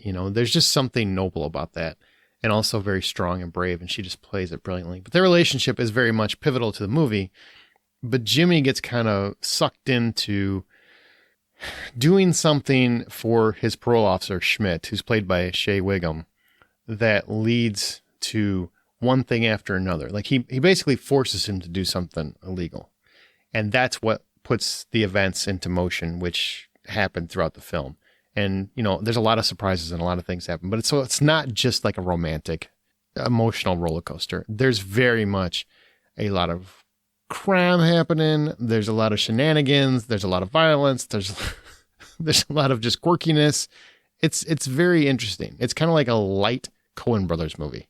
Interesting. Mm-hmm, And I want to ask you a little bit about the writing and direction. So the writer Kashalas, who it looks like historically when he's directed a film has worked with Navat Papuchado, and the two of them seem to collaborate a lot. Does it seem like this is two perspectives? Do they seem like they have synergy? And then additionally, does this seem like a director who's had a few films under his belt? Oh, it's very fluid. This is honestly, we screen a lot of movies, and oftentimes they're new filmmakers or newer filmmakers, and this very much felt like a polished filmmaker. I mean, the writing was very intriguing because there are several sharp left turns or sharp right turns where something happens and you're like, whoa, I did not see that coming. Like, I really implore people, don't watch the trailer, just watch the movie. There are several things that happen that just come out of nowhere. And also it's beautifully shot.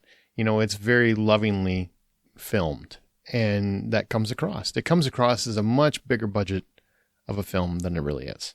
So yeah, it's well shot, well placed, well produced. Wonderful. Well written. And this one's going to be on VOD and digital? Yes, it is. Yep. Okay. So if the full price of admission were $10, what are you giving South of Heaven? $7.50. That's a pretty good score. It is. It was one where you got about 30 minutes in, and I'm like, okay, well, I've seen this movie before. It felt very predictable by that point. And I kind of saw where it was going. Okay, parole officer gave him the job. He's going to have to do the job and figure out how to get out of it, da-da-da.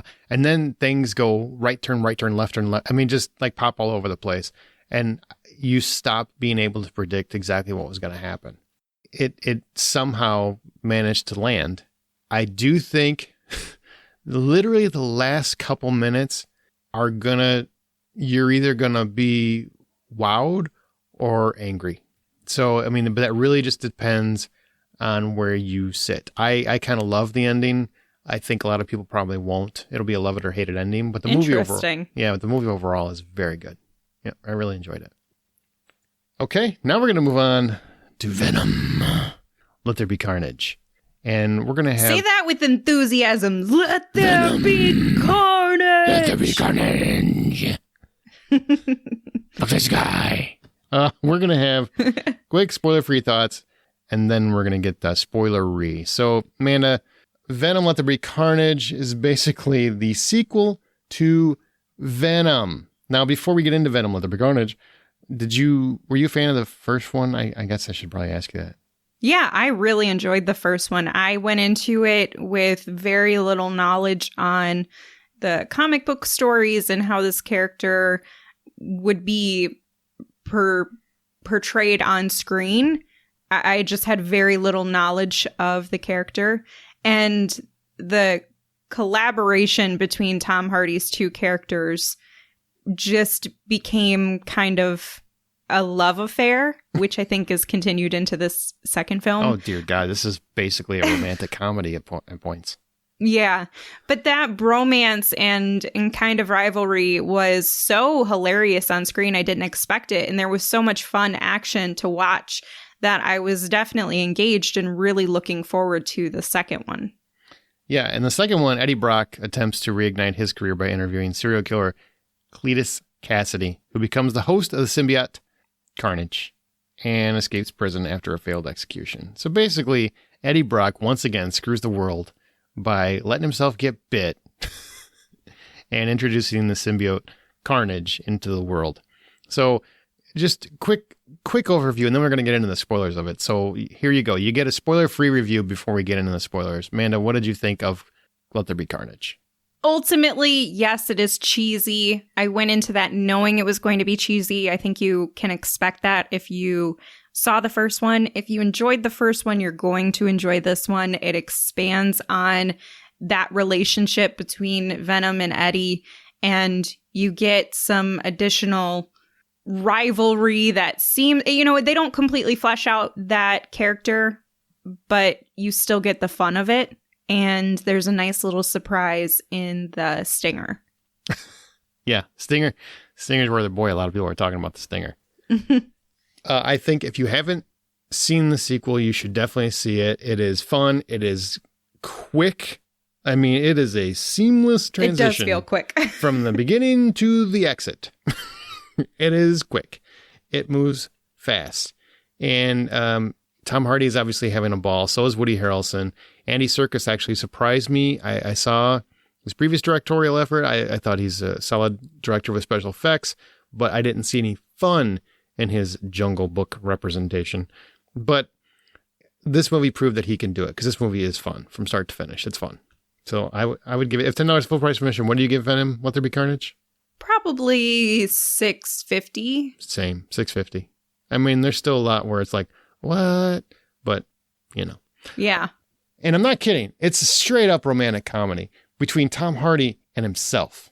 He's in love with himself throughout the whole movie. I mean, there's definitely an analogy there about relationships and the struggle to make them work, and, you know, the concessions you have to make. And yeah. Sure, that's way deeper than I planned. But let's get into the spoiler-ish section. And so if you haven't seen the movie or you don't want to know any spoilers, stop. And we're also going to talk about the Stinger in a second. But Tom Hardy's performance, and keep in mind, a lot of people don't realize he also does voice Venom. So that is him too.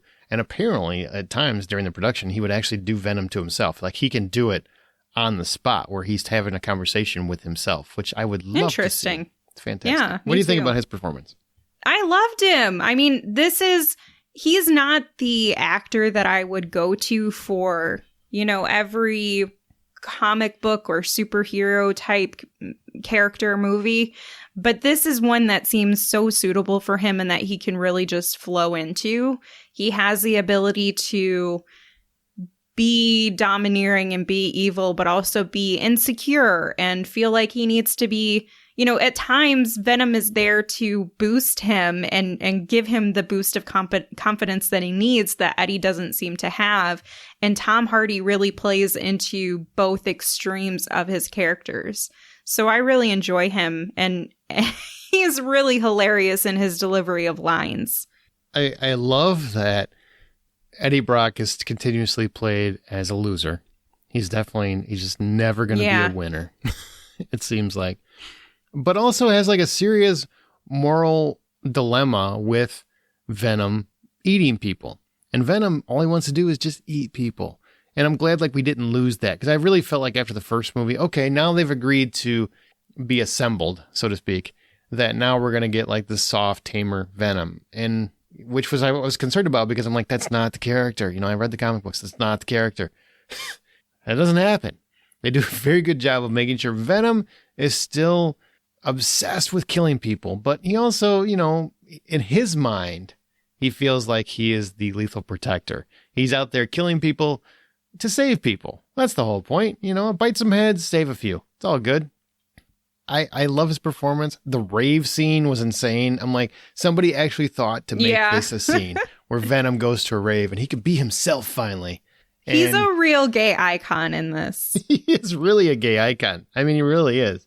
He should have been wearing like a feather duster or something before the end. What did you think about that?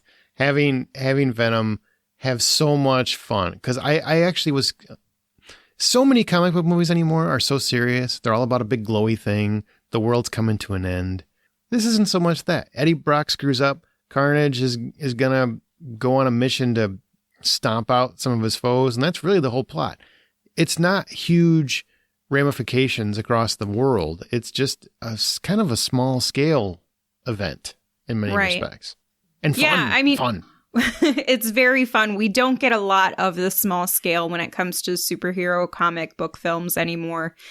That's kind of what they started. I feel like they started out to be. They were intentional in that. But now it's like this is a rare diamond in the rough where we can experience the characters without having to worry so much about the backdrop of the story, where the big bad is more the background to everything else. We get to really learn about Eddie and really get to learn about Venom and give him a spotlight as a character. And he gets to be able to break free a little bit and experience what it's like to be a human in some ways.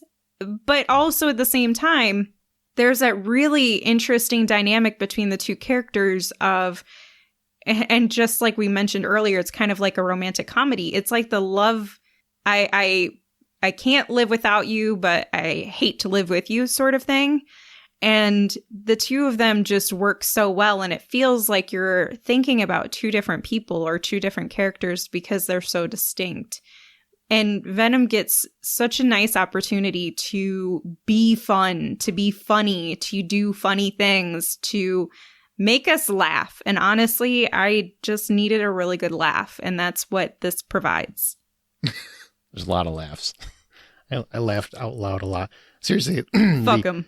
This guy, when he bites his head off at the end, I haven't laughed that hard in a movie in so long. And I just, it came out of nowhere. I'm like, what? Oh my God. I clapped for it. I was so excited. So good. Like, thank God. No more monologue. Just bite his head off. Be done with it. So good. What about Woody Harrelson's character in Carnage? I mean, Carnage is kind of I know he's important, but I really felt like it was more Woody Harrelson that we were focused on. I would agree. And I don't know, I love Woody Harrelson usually, but I felt like he was just so cheesy that it was a little overwhelming at times, where I felt like he was trying too hard. There were moments where it worked for me, but there were more moments where I was just like, all right, I'd much rather just watch Eddie and Venom. And even Carnage was more appealing to me than Woody Harrelson's primary character. Yeah, Cletus Cassidy, is a serial killer, and he's supposed to be dark and mysterious, and also he's kind of a whiny bitch. Yeah, he's kind of a whiny bitch. Yeah, I agree. And I just, as much as I like Woody Harrelson, I do agree. I mean, when you're talking about the cheesy factor, Tom Hardy, I think, is playing it right. I mean, he is a great actor. He really is. And he's really playing the parts correctly. Woody Harrelson, and I know he's kind of it's like a riff off his Natural Born Killers persona. It just isn't it's not dangerous to me. It never feels dangerous. What this whole movie feels like, especially with Woody Harrelson, is like Batman Forever.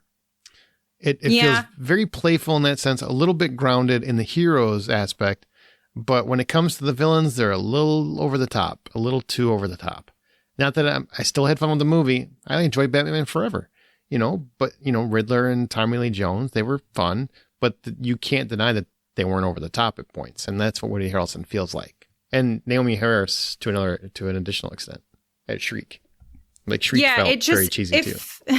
It felt like there were two very distinct tones that were happening in the same movie, where you have Eddie Brock, you have Venom played by Tom Hardy, and you have his tone and his level of cheese, which, it's more just fun and playful, versus Woody Harrelson and has like this very different tone that he's going for. And I feel like that's the thing that those two just didn't mesh for me, where I felt like we were trying to introduce too many differences in the way that they're playing their characters, which traditionally is fine, but it came around to that cheese factor where I was just like, all right, man, let's ground this performance a little bit.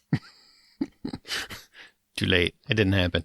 Mm-hmm. Yeah. What did you think about, and Michelle Williams, her character's barely an afterthought in this movie. Like, as Annie, I mean, she's great. Michelle Williams is a great actress, but I really don't feel like she's got a lot to do here, except kind of play Mary Jane. Yeah. I don't know. I enjoyed the moments that her husband was there. Fiance. Yeah. But I didn't really feel like I cared about her character being there. It was just the fun that happened at his expense, which required her being around. That's about it. I mean, she didn't have a lot to do. She didn't have much to participate in. It was just a few conversations, and she was much more of an afterthought and a plot device in a couple of ways. I mean, I feel like Mrs. Chen got more character development. She did. She totally did. And that was awesome. Naomi Harris's Frances Barrison, who's also Shriek, she's basically a mutant. And, she's got that screaming voice, which of course works out great when you're fighting two symbiotes who have a hard time with sound. Did you like her character? Was she over the top? Because I really felt like, isn't she just doing the same role from Pirates of the Caribbean? I mean, maybe, but I did enjoy her. I definitely enjoyed her more than Woody Harrelson. I felt like she was more destructive. She was more dangerous. She posed more of a threat. And that made her more interesting to me. And, with the end credits, of course, I'm interested to see what this all means for... What do you mean? Well, because the eye situation, like she had that eye and then there was the blue eye that showed up in the stinger. Oh, I see what you're saying. Okay. Yeah. So I'm just not sure what that means, but I liked her character, and I what an awesome power to have where all you have to do is scream and you can destroy. I mean, it's such a cliche to women, where women stop talking. Stop yelling. Loud, and you talk too much, and it's just always our voices that it's a problem for people. But I still enjoyed Naomi's portrayal of this character because she felt like raw, and that she was just here to really just destroy things without any concern. But at the same time, she had some level of humanity in her. And she wasn't a sap like Woody Harrelson. Right. And Officer Mulligan, or Detective Mulligan, by the way, his eyes are glowing at the end. The indication is that he's going to become Toxin, which is another...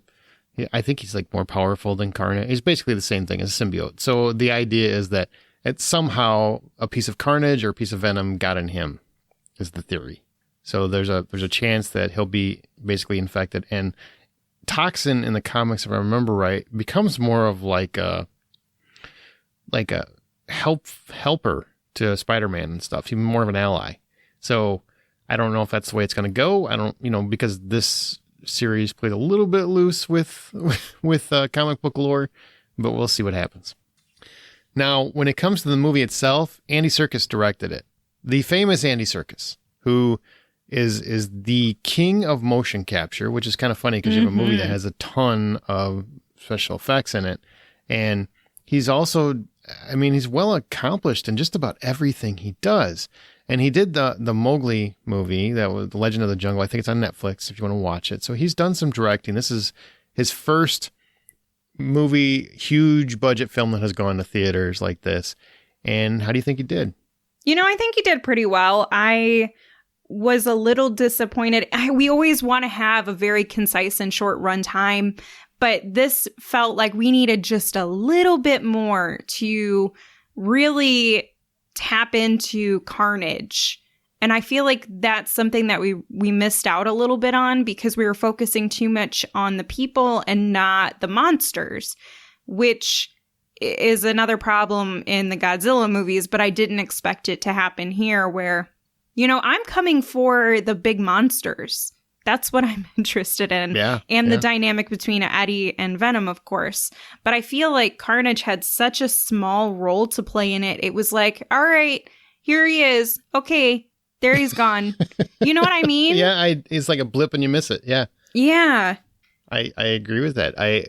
And that's a story problem more so than a production. But I will say, when you have a condensed runtime, you start, or it's condensed compared to every other comic book movie that ever comes out. 97 minutes, and 7 minutes of that is credits. So it's a 90-minute. It's sleek in its runtime. And you wonder, was a lot of stuff cut out? Was anything cut out? You have to wonder about that. Especially because the first 15 or 20 minutes, I can tell you, and this is probably because, I'm sure you noticed it too, because you have a degree in film.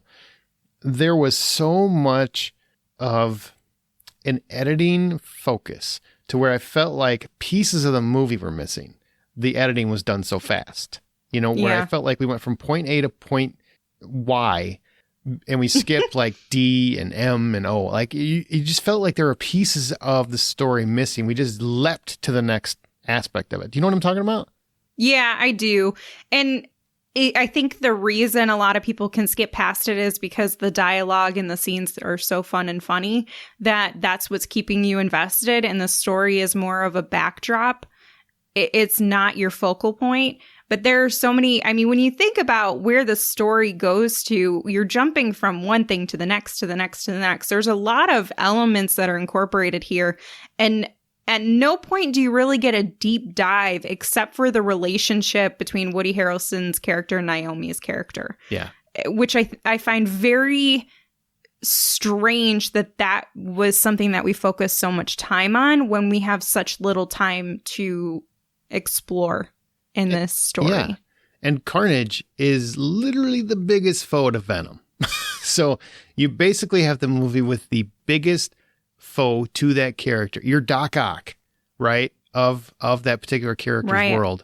And you spend I would say a very conservative amount of time, very limited amount of time on him. And instead have this love triangle. And, I don't remember.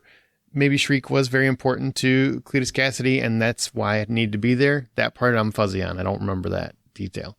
On the same token, I just, you've changed a lot of other things. Let's make Shriek more prominent in the next film, not this one.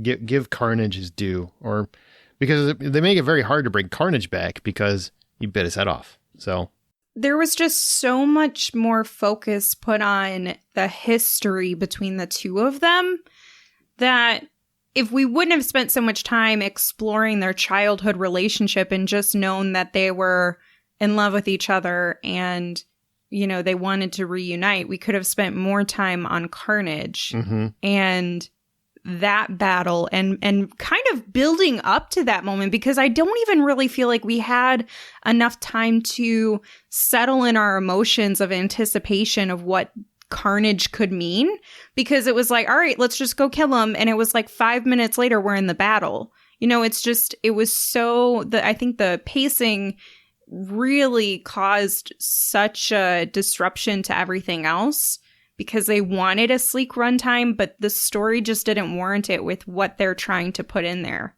I agree. But at least they made they made it fun. Because when you watch them in that church, Venom panics and it's one of the red ones. We got to go. We're going to die. That was funny. Yeah, it was a lot of fun. And the special effects, I will say, what? I think a lot of it, you can tell the special effects, obviously, because how couldn't it be? But it works. A lot of it looks like animation, but it never bothered me. Never took me out of the movie or anything. So I was happy with that. Did you have any issues with the movie other than what we've already talked about? I've kind of explored my issues with it, and somehow the fun and the laughter, outweighed those issues, which is something I think to Serkis's credit. It's hard to make a movie that has obvious flaws still entertaining and enjoyable, and Venom 2 has that. It has magic in it where you're not as bothered by the things that aren't right. You know? Oh yeah. I could easily see this movie being perceived as bad. You know what I mean? Like, it has everything in it that just feels like it would be a bad movie. Once, it would just be one where you tell, don't go see that. Don't, you don't want to, I really can't put my finger on it. Just too many special effects, really condensed runtime, really cheesy performances in many respects. But every actor feels like they're just giving it their all. The direction feels like he wants you to, there is a magic. You're right. There's a magic to it. It just works against all odds.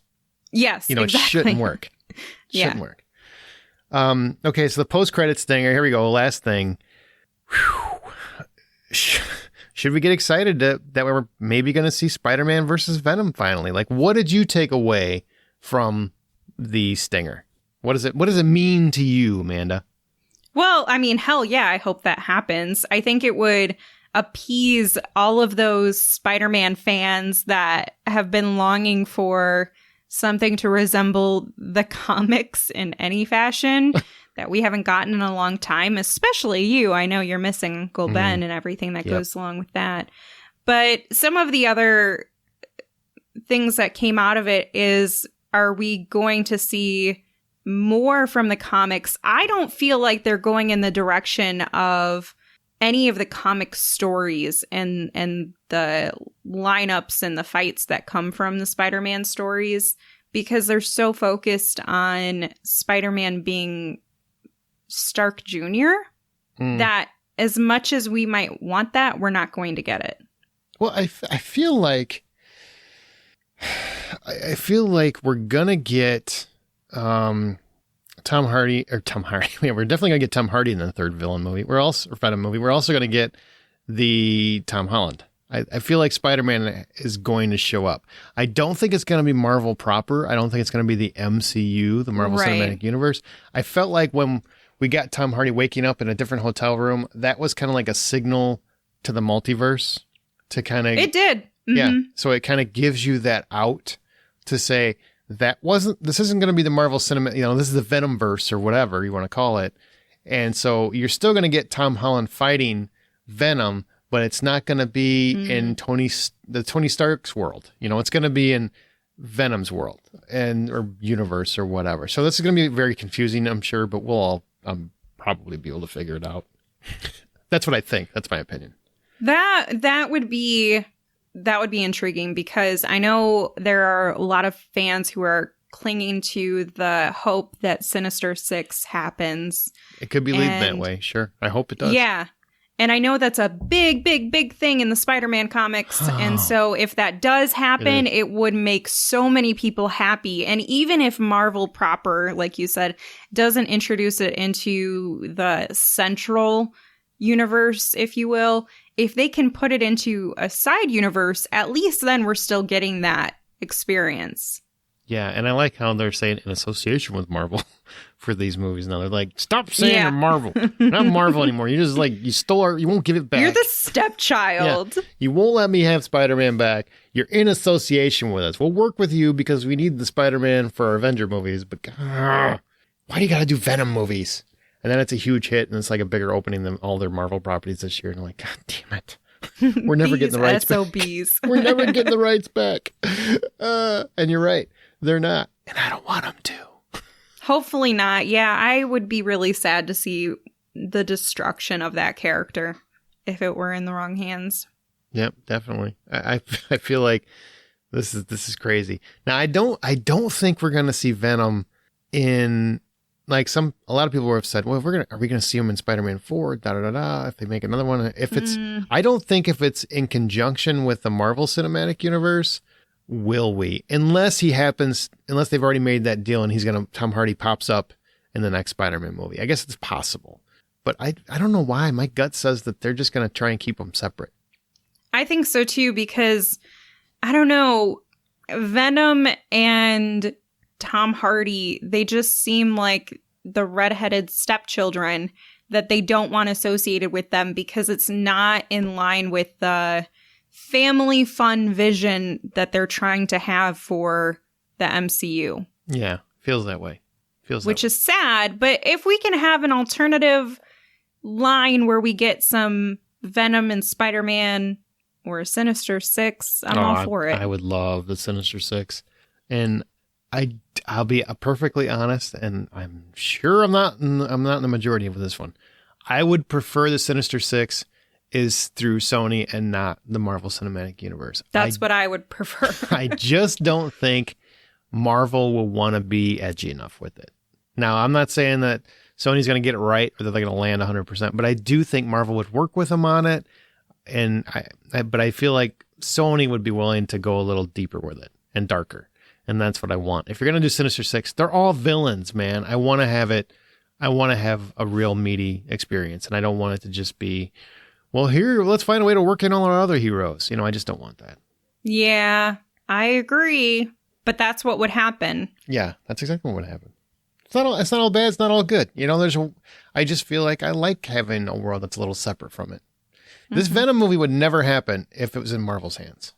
Absolutely not, which is why I don't feel like they're going to combine and bring Venom into their main storyline. That's just not going to happen, because they want something that's at least moderately family friendly, because that's where their big money is. Well, they might have Venom show up for a little bit and it'll just be playful banter. Right, but not this Venom. No. Not this Venom. Not this biting heads off Venom. No.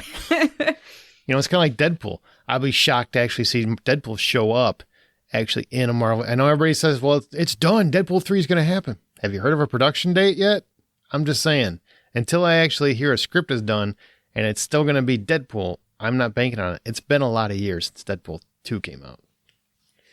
So we'll see what happens. All right. Anything more on Venom 2? No, let's see another one.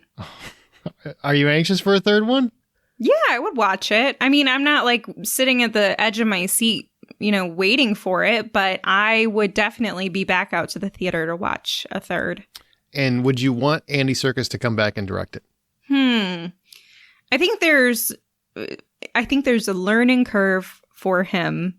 So if he could learn from his mistakes, I'd be all right with it. But this one did feel more rushed than the last. So you prefer the first movie to this one? I do. By a wide margin, or? Probably. I think that, yeah, because the dialogue, I mean, there was just like a couple moments that stood out as being, God, I wish this would have happened in the first one. It kind of created an edge to it. The moment we talked about where he's like, fuck this guy and eats his head. Yeah. That's a beautiful moment. And that's not something that we got in the first one. But overall, I enjoy the first more than this one. I think I like them equally. I think the first one's more memorable to me, if that makes any sense. Like, I enjoyed them both, but I probably laughed more in this one. Like, this really did feel like a romantic comedy. At points, I'm just waiting for a When Harry Met Sally moment or something, where they just talk about, we can't be friends because, men and symbiotes can't be friends. Here's why. We're going to be too sexually attracted, and eventually it's going to lead somewhere. And at some point, maybe they have sex together. I don't know how that works when they're in the same body. Yeah. His arm reaches out. His, gooey arm reaches out, does, yeah, does stuff. Does stuff. Yeah. Yeah, I could see that. That would make total sense to me. Okay, well, that's going to do it for our episode this week. Be sure to come back next week for our James Bond Battle Royale, and we're going to talk about No Time to Die. And again, our Battle Royale is not going to be about who is the best Bond. We'll still talk about that, but we're going to have the Battle Royale for who the next Bond should be. I think that might be more fun or less fun. We'll find out. But be sure to come back. I think it'll be a lot of fun. Should be. We'll find out pretty quick. So thanks, everybody, for listening. Amanda, thanks for being here as always. Of course. And remember, the next time you head to a theater to see Venom 2 or No Time to Die or Halloween Kills or Dune, my God! Or Last Night in Soho. Oh, or Last Night in Soho or The Last Duel. Movie theaters are back, baby. Go see a movie. Just go see it. Thank you. The next time you go to a theater, buy popcorn. They're back.